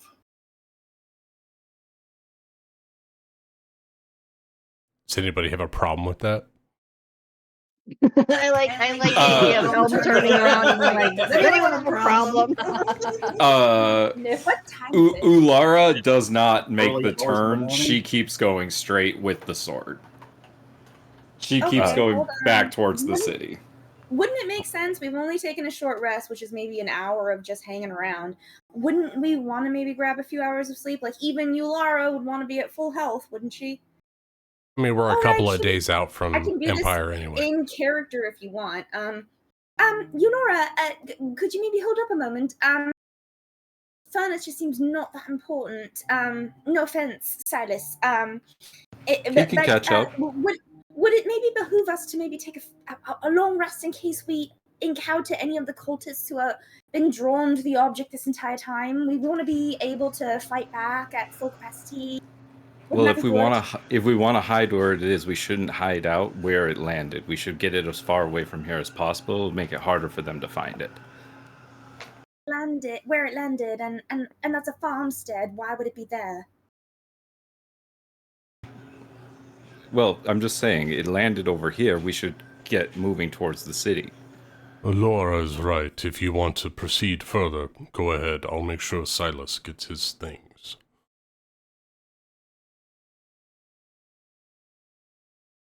Continuing as long as we can is beneficial to the goal. Just so I'm clear, we're suggesting splitting the party. Some people going and helping Silas collect his home, and some people going and taking the sword to the Empire. You afraid something's going to happen? Laura is more than enough protector for anybody in her party. Okay, well, okay. By herself without any of us to help, and she could have gotten the sword. For like 2 Why are we seconds. even here? There was like, the incident that happened like 10 minutes ago where 3 of us went down. I do think it's better to stick together. Laura, I like how, all shiny and mighty you are, but like, I think we're supposed to do this as a group. And I know you want to travel, but also we have a single survivor here and we're all working for the greater good of the Emperor. So don't you think we should take care of the Emperor's people as we're going along? I mean, you're the one who originally stopped to pull him out of the mud. Now you're just going to leave him high and dry? Doesn't seem very golden light to me. His wagon is working fine. He can go back to his homestead, collect his things, and he can head towards the city if that's what he chooses. He's fine. And yeah, no, I'm sure we he have can definitely hold up against some of these rugged people who tore down his entire town. I'm sure he has no problem facing them. He is not the one that tasked me with retrieving this artifact and returning to it. My liege and frankly, the one my allegiance lies to is the one that tasked us with gaining this artifact and returning it. That is our only objective. It is not to protect the people. This is our objective, and that is what I am going to do. I think, Alara, What is more vicious on the road? An entire party of fighters, or a man with a wagon that has cover for us that allows us to be a little bit more subtle going through the countryside while we deliver this precious object? We've already fought once today. Let's not fight again. What was... We need to find a safe place to camp. Make camp and rest. At some point. Summer, what were you going to say? You might want to also remember, Ulara, that our lovely friend Virabel here is taking note of all of our actions, not just the fact that we complete the task.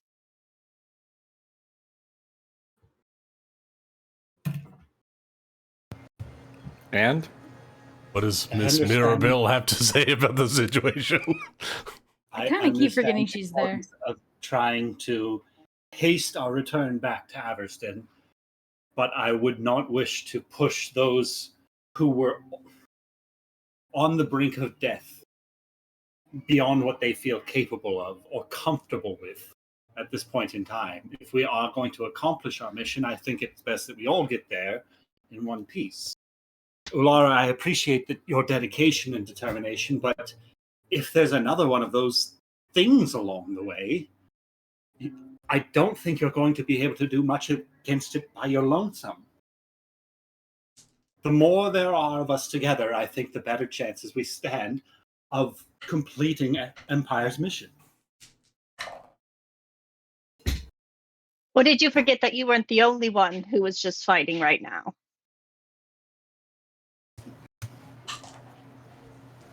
Fine. take your rest. And be the only one on watch. I fully support it, Ulara. Also, who's exhausted? Oh, I am. I'm exhausted at all the I'm treachery. exhausted. Does that count? I'm a war cleric of Empire. I have one objective, and I'm gonna do it. You can't have an empire without I am also an citizens. elf, so I can long rest in 4 hours. Oh, isn't that I'm- nice? I'm also an elf, so I can do the same. Perfect. 4 hours it is. Half elves, half gnomes. Perfect party makeup. So wait, how many elves are there? Like 4 of us are elves? Did you guys all pick the superior race? Is that what you guys did? I rolled it, man. All of this was randomly rolled. I think I did too. I think I rolled it. I rolled I no. refuse to not have dark vision. I refuse. I rolled gnome. I also You rolled know- no. Do you know I gnomes rolled- have I rolled saving- high elf. Gnomes have like huge advantage on saving throws against all the Yeah, they get mental magical stats? resistance against mental Wild. stats, yes. I didn't know that. I'm gonna make a gnome barbarian. Yeah, Stop me gnomes are now. fucking badass. Kind of love being this little But- gnome. yeah, She's I- pretty fantastic. Drubbin has one level of exhaustion and will actually have to rest, like Oh, a full yeah. rest. Same. Long Same. I have level of exhaustion as well. All right. So Well, that's why I'm also a Helm, little bit Helm grumpy. is going to take Silas to go to his farm, get what he needs to get, load it up onto the cart for him, and if nobody else wants to come, I'll meet back with them down the road. You know what? How Tidbit perhaps will what join you're you. recommending Friend then your is wallet. we can start to take shelter inside of the tavern. You can see Silas back to his homestead and begin loading up his things. And when you're done, you can return here. And depending on how long it's taken you to acquire his things, we might be ready to make our way out. That's fine. If I have to work through the night to make sure that this one civilian makes it back to Empire, then I will. Does anyone wish to assist them? Oh, Yeah, I'll I'm gonna assist go. them. I'm gonna go and help no, the you don't civilian. have to help. Oh, okay. Well, well. I'm sorry. Am I not good enough to help you now? I like you, Gren. Tolan is gonna help himself to anything that's still behind the bar. I We're promise. not I'm at the gonna tavern do yet. something Weird. Blitty's gonna help. When we get there. Tavern or the move? Tavern.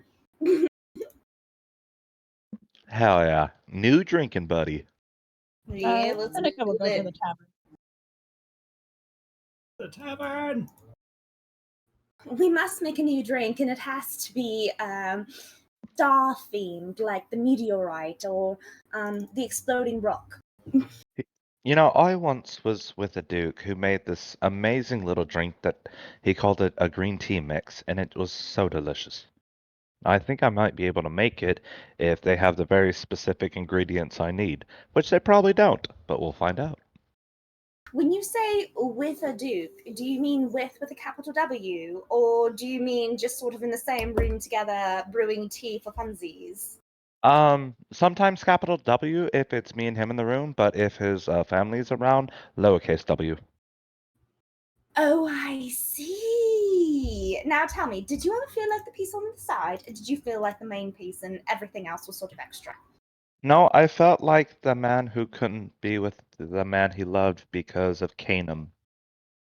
Which is, I'm not as zealot as you might think I am, but I am very much, I need this Canaan off my debt.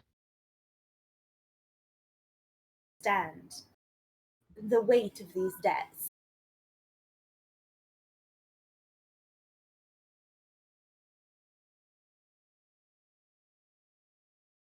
Right, I know Udara's right there. Sorry, my headset cut out. I didn't hear what you Mirabelle's said. on the other side. Because all I heard. We're not treason. We're just having a light conversation over mixing cocktails. I feel like you said everything, then Jeremy's headset cut out, and then when you went to repeat it, it cut out again.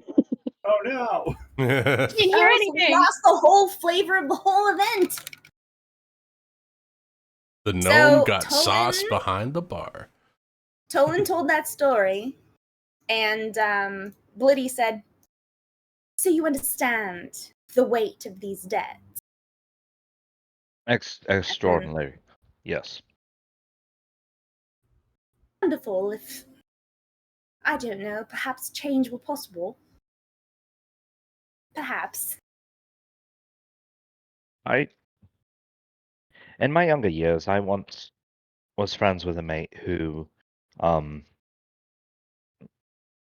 thought the same idea as you did, and I think they're very noble, but he did not end up in a very happy place. And I think you're a very lovely girl, and I just don't want to see you in the same spot. I honestly don't think that's what's going to happen. And I believe if we can get of like mind together, it will be an even less likely scenario. But I understand your fear, and I understand your hesitation.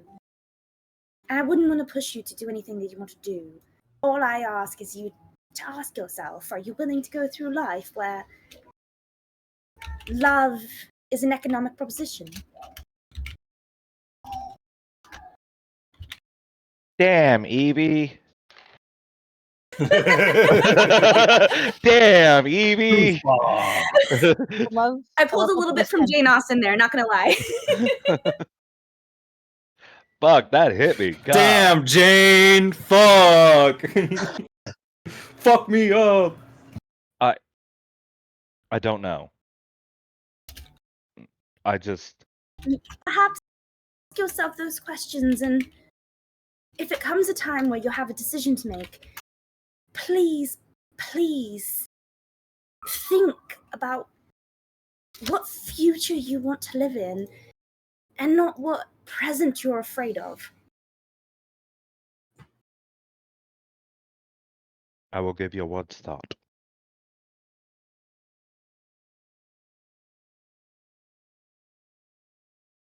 I can't say more. But I will consider your words. In the meantime, let's drink. Do they have the drinks for the drink I learned? Do I need to roll? It might take a little bit more digging than usual, but like you come across some of the bottles in the back storage room. They've got everything you need. Oh, I make green tea shots. They're delicious. And Draven, would you like to stay at the tavern with this group or go with the move crew to Silas's house?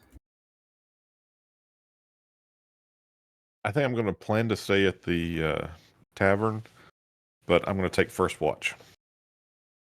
All right.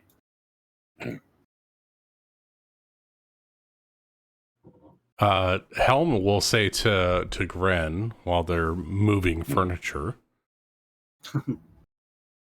I find it very interesting that everyone thinks that they're going to get their Arcanum erased if they merely bring this artifact back to Empire, when clearly we should be doing deeds of valor along the way to balance the scales.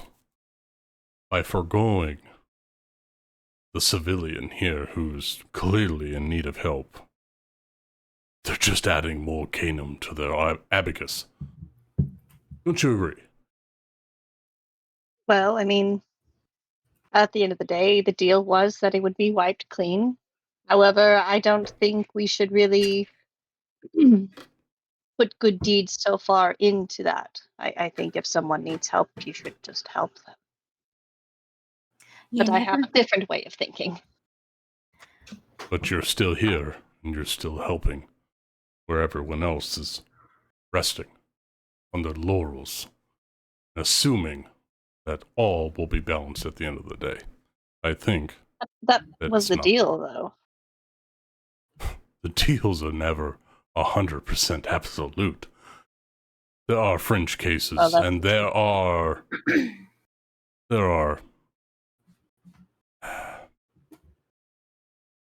things that happen along the way that look brightly on some and darkly on others. And I think you and I are in the light on this particular adventure, whether we have the sword or not. Oh, okay. What was that, Rachel? No, nothing. Wait, Tidbit is here. Tidbit? Tidbit is here. What? Hello. Yeah. Thank you for helping us. No, weird that no, she it's says You are on the right Yeah. side of the light. No, it's fine. Just talk about how she's on the right side of light and you're on the right side of light and Tidbit's just here. Yeah, no, don't worry about it. I'm going to go talk to Gus, you know? He says, Gus, Uh-huh. I support that Right. move. Right. Isn't Gus the donkey? Yes. Yeah. Yeah. at least Gus remembers I'm here. Hey, Gus What will the carry your fuck is weight. going on over here with Tidbit? I want to insight Tidbit because that was some spy shit you just pulled. What do you mean spy shit? She's the worst. Uh-huh.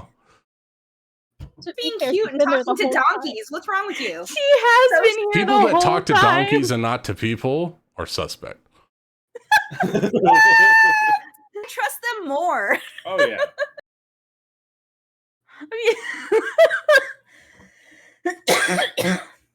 I've been I trust here the donkeys. whole time. Sorry, Tidbit. Honestly, my screen was scrolled up and you were at the bottom of the carriage. No, and I'm like, okay, why is Helm only talking to Greymore? He knows that Tidbit is here, right? Tidbit has always been I here. honestly, I did not know that you were with us. I thought it was just me and Amanda. No, Tidbit's it's fine. It's like, always where here. is everyone? Oh, Just Well, hello. shit talking Well, Tidbit. I She's think right on the map. behind him. Hey, Helm, you should, and she's just gonna point and fucking Tidbit standing right there. No. Oh. Still up to take a long rest. well, welcome to the light. What do you mean, welcome to the... What do you guys have? You're doing a valorous deed by helping this poor villager recover all their belongings and bring them back to the Empire. I mean, yeah, of course. I mean, It's a great deed. I am sorry that I didn't notice you moving. No, That it's didn't mean, fine. like It's... cause you guys to like be a burden or anything like that. You sounded happy to help. I didn't realize that you were just doing this for the sake of your valorous kind of balance. No, I'm sorry. No, that's the No, whole we're point. using is your that there cart, wasn't- right? Like we're We're using using We your are cart. not burdened by doing good deeds for you, No, we're Silas. not. No, but it just appears The like burden some is- people are just not very valorous enough to be recognized. No. Tidbit, you are very valorous. No, you forgot I was there. I mean, I know I heard haven't that been you guys talking to fought her, some sort of a monster. What was that all about? That I sounds mean- awfully valorous to me. I mean, thought you said you fighting were gonna against the tell monster him. of rudeness. Yes, that is true. Also, an actual monster. Wait, you guys didn't tell him? I thought that was the whole. That's why I walked in last. Oh, No, they told me. No, he knows that's why he's getting his furniture moved, because there was a terrible monster that wreaked havoc on his land. But you didn't tell him about his friend. Well, that sounds horrible. friend? Sorry, what? no, we were going to wait for him to ask. Okay, There How my there belief- was a friend? yeah, we killed his I friend. had Oh, bad peripheral vision in this helmet. I'm sorry. Oh man, this really got out of hand. I fell in a hole. we're not I the didn't wolf. see anything, really. Silas, I hate to be the one to tell you this, but Helm has something to tell you about your friend. Dead. I, sir? Are we Don't talking gotta about say, the large You lot have creature got with me the big awfully tail? confused. Yeah, the Okay, The okay, one with the okay. wings. So when That was you that was clearly a moon creature. yeah, but Sure, I We- assumed it was some sort of a monster from the moon because if that's where it fell from, I could only assume that It'd be a moon I can monster. honestly say I didn't lay a Character. hand on that creature. Out of character. We knew its name, right? It said its name. I believe Right? so, yes. Okay. That was Okay, one of the that's how times we where I know. stepped out. Okay. Okay, yeah. Okay, so I didn't so hear Gregor's gonna that it come was a around. person. Okay, sorry. Your friend, you know, the one that you were so funny story, not funny, it's bad, it's not good. The thing that fell I'm from sorry, the sky. you keep referencing my friend. I'm trying to understand which friend. You mean Gus, the mule? No. Wait, You're only the friends with thing a was donkey? Dragonborn, right? It was a mutated Dragonborn. Is that Oh, what you were Hatham! saying? You found Hatham. Hatham? It I was did. Hatham, But yes. there, But, you know all the people we came across and how they had some interesting features about them, how they almost were not themselves. Oh, certainly.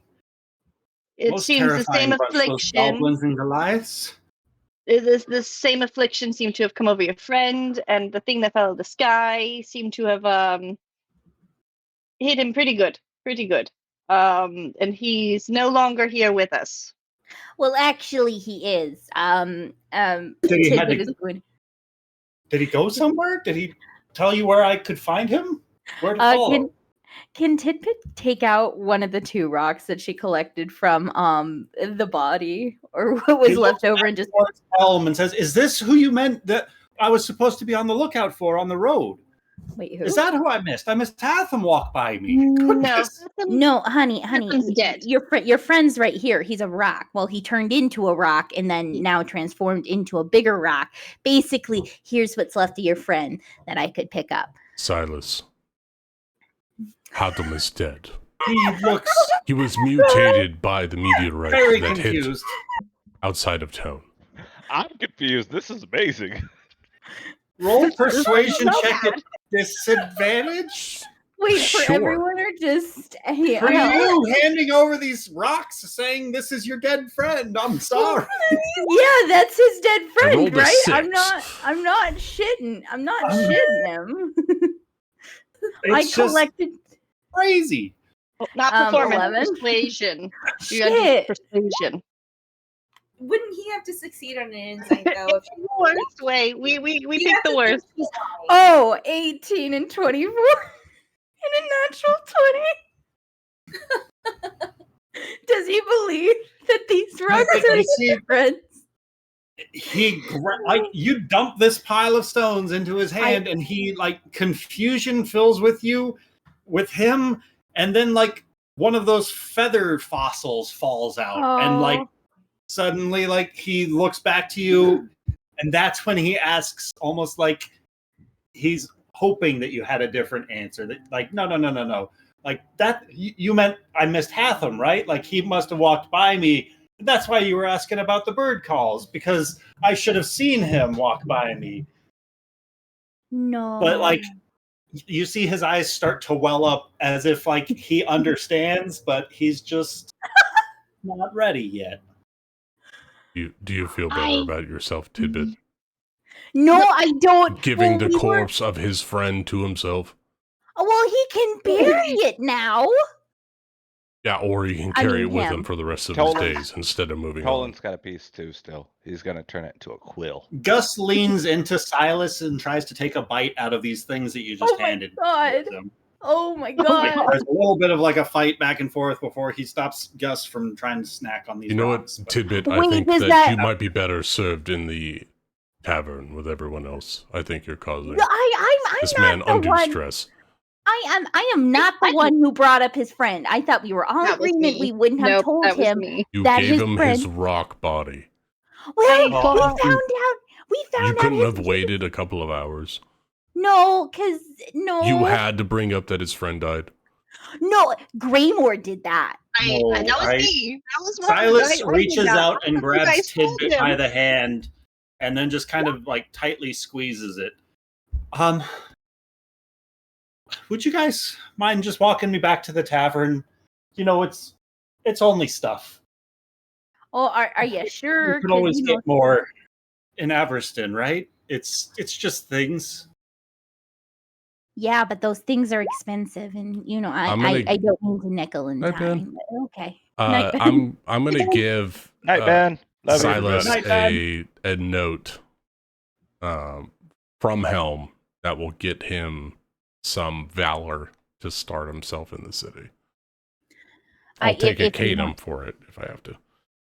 If you want, we could just go over to your house and throw whatever looks expensive into there. We don't want you to start from the zero, I'll find the picture of Gus on the mantelpiece and make sure that it's in the wagon. Yes. Sorry about your friend. I really thought they told you. I'm sorry. No, the deal was we wouldn't tell him about his friend until he asked, and he didn't. You just Lying said, to people "Oh, makes the hurt worse. You guys said It was a don't ask, don't tell. I didn't realize. I missed that part. That's Well, I no. thought you guys told him. Well, now we all look like dicks because you know what? We kind of did kill your friend, but your friend was trying to I kill us. didn't do Really a is single bad thing. I don't about know what you're communication. talking about, Tidbit. I think this is a whole ass I situation. tried to give him a hug. No. This is the greatest telling someone your friend has died conversation I have ever listened to in my life. He doesn't want you really to know hug that. back Helm, but his hand just kind of doesn't move from the mane of Gus either. Like he's just kind of just paused where he's at. I'll I'm make not sure really you're sure if taken he's care been listening to your conversation or just kind Of of course zoning not. out on his own. He's in deep trauma and we're bickering about what we did. I hate to bring this up or ask this question, but I can talk to Gus and give him the news as well. I'm kidding. She doesn't see that. Might as well try on the mule. Oh shit.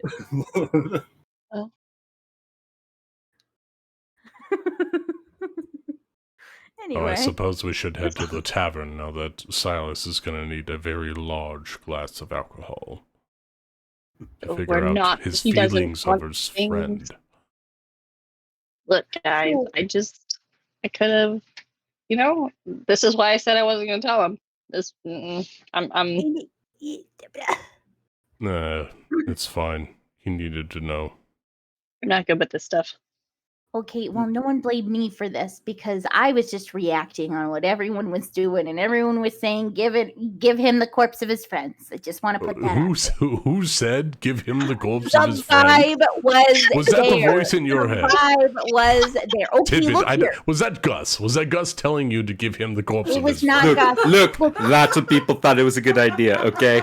Okay, lots of I'm people. pretty sure I didn't say give him the corpse of his friend. Look, that's his rocks. Now we can kill them. How was I supposed to know? All of a sudden, now Look, it's I'm like, very by bad the with way, people, but I have a little bit of tact. Or are we going to tell him about his friend? What friend?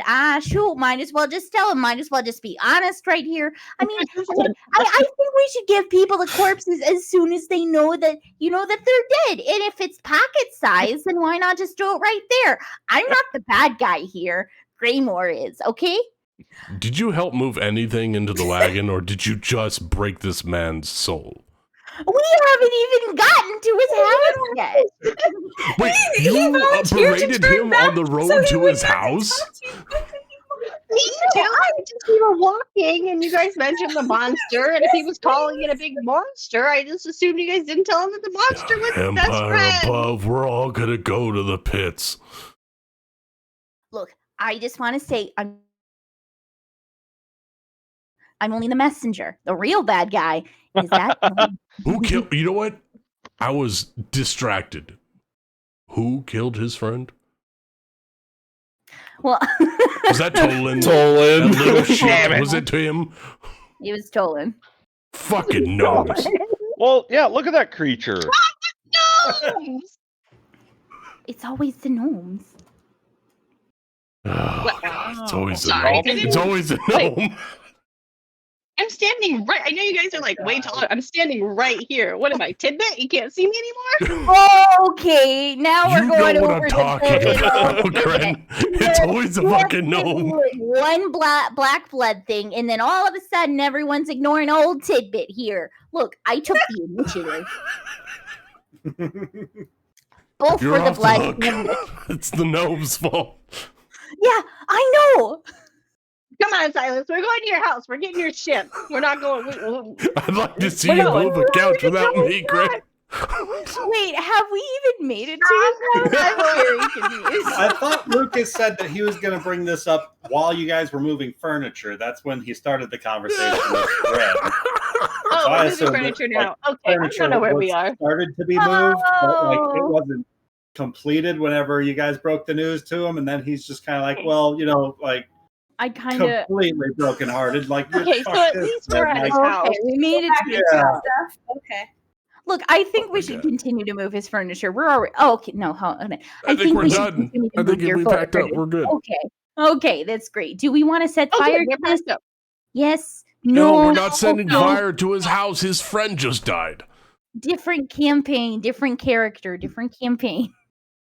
No, I. Although, do we know if the madness and corruption is spreading? Because you might not be wrong with the torching of cleansing the land. Look, based on what I saw, the fire only enhances it. I don't know if we should do fire. with Fire anything. bad. Okay, let's leave it be then. Wait, should we check the house to make sure that the corruption is there, or? I think we should corruption are you leave. guys going on about? Look, Silas, look, you're in mourning right now. I just want you to do some mourning by Gus, okay? You guys are talking about a corruption in my house that I don't see on any of my things. Look, You your think friend. my Can I do a house- religion Oh, check to see if there's corruption in his house? Yeah. Just got so What much sort of worse. religion do you think corrupted my house? Look, The dude, moon. you're being a lot. You're being. Is there whiny corruption right in now. the house? Helm, you see several different, reliquaries throughout the house in dedication to Empire. Like small little offerings here and there, like a little coin on a shrine, kind of a thing. But you don't detect any, of the cultists' blood present here. No signs of a struggle in this house. Everything still looks to be where it was by Silas's recollection. Silas, there's no corruption spreading to your house, but in the grander scale of things, corruption from outside influences might be coming to your town. It's more what we're referencing. Pillagers, grave robbers, people who want to gather artifacts for money and profit. Cultist enthusiasts. Enthusiasts of extraterrestrial happenstances will be coming here. The corruption is that of greed. We want to make sure that you are free of it. So let's gather your shrines and your donations, and let's make sure that they are out of the house and free from scavengers and vultures that want to take everything from this town. And the heretics. Don't forget the heretics. No, we should never forget about the heretics. God not bless them. Speaking of heretics, we transfer over to the bar. Sure. Long live Empire and all. Wait, before we do that, is there a well on his property? Well, One out front. We passed it on the way in. Can Tidbit really quickly test the well water?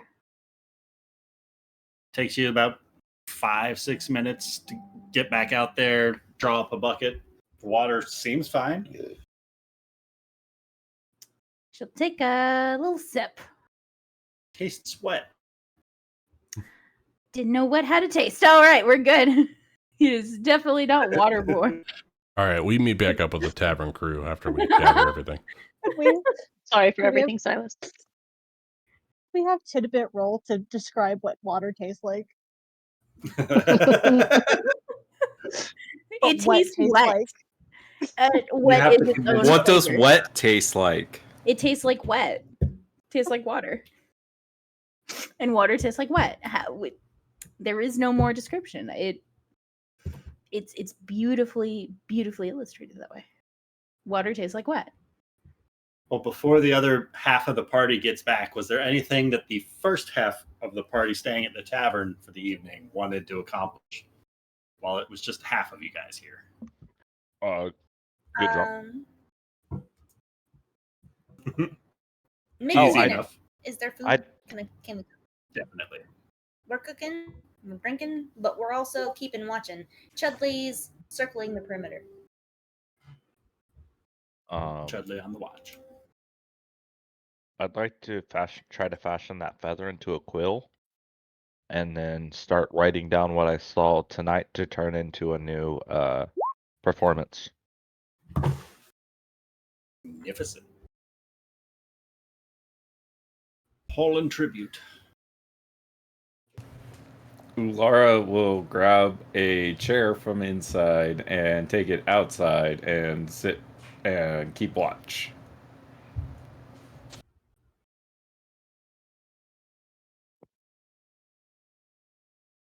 I mean, Are the water's wet stars 'cause still it's there? touching Are the itself, stars right? gone still?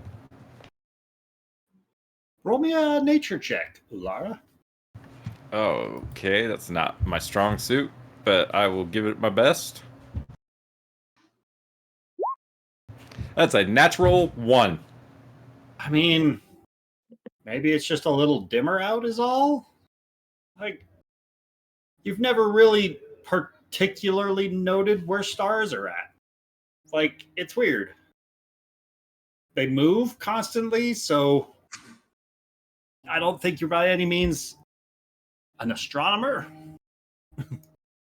Hard to say, but especially since the moon got fractured a couple of days ago, like, there's a little bit of like a radius around the moon of just darkness, devoid of star. Like, Hello, possibly darkness, just my debris old from the moon.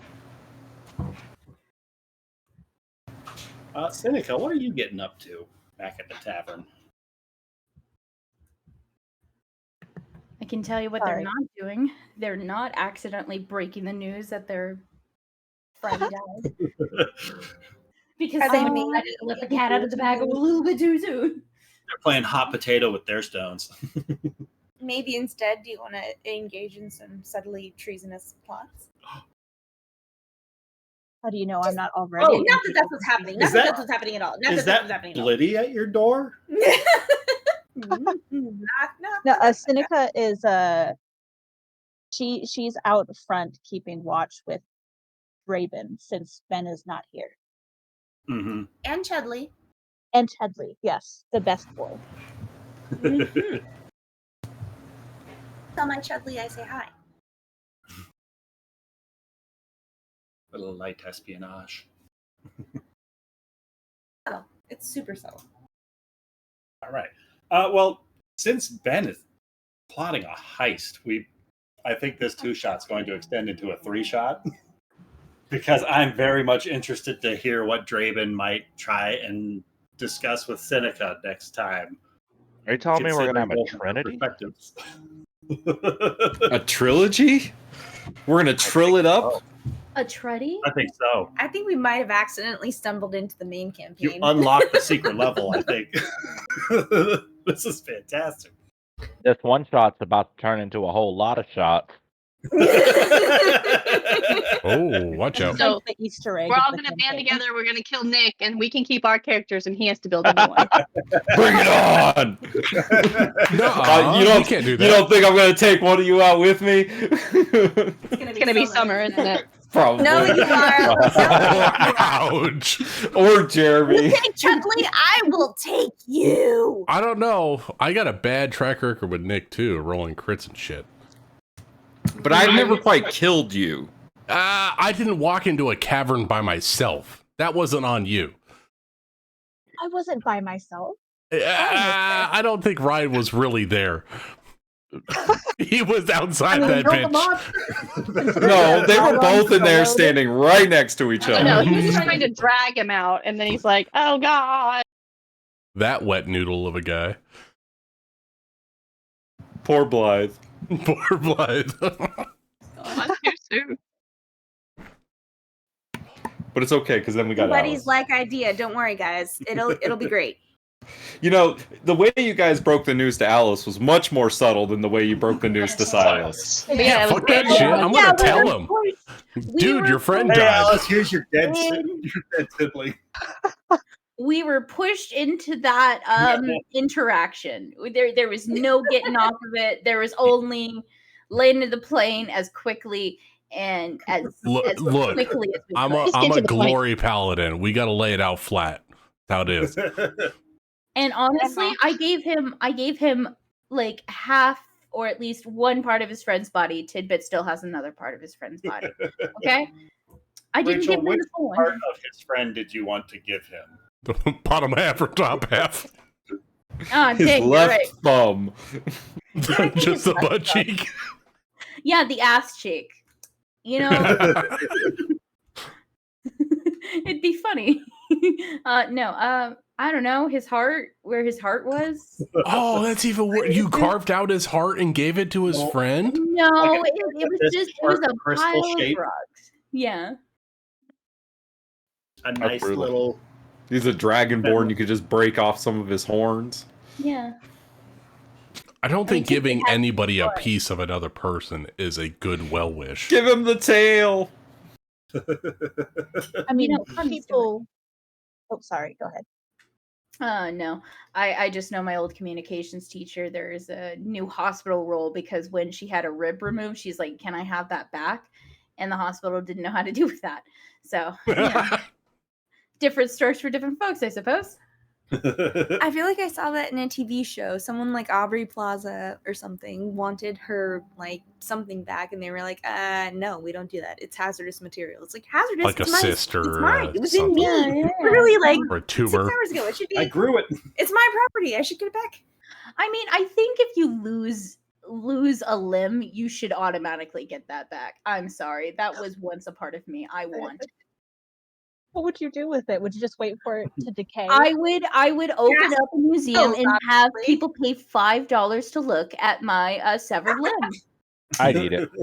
It's going back where it came from. Just some circus stuff. Yeah. The only places that'll give it to you back is the dentist's office when they take your teeth out. But for the most part, they won't give you anything else back. It's a hazardous material. It's fucked up, right? It's my body. If I cut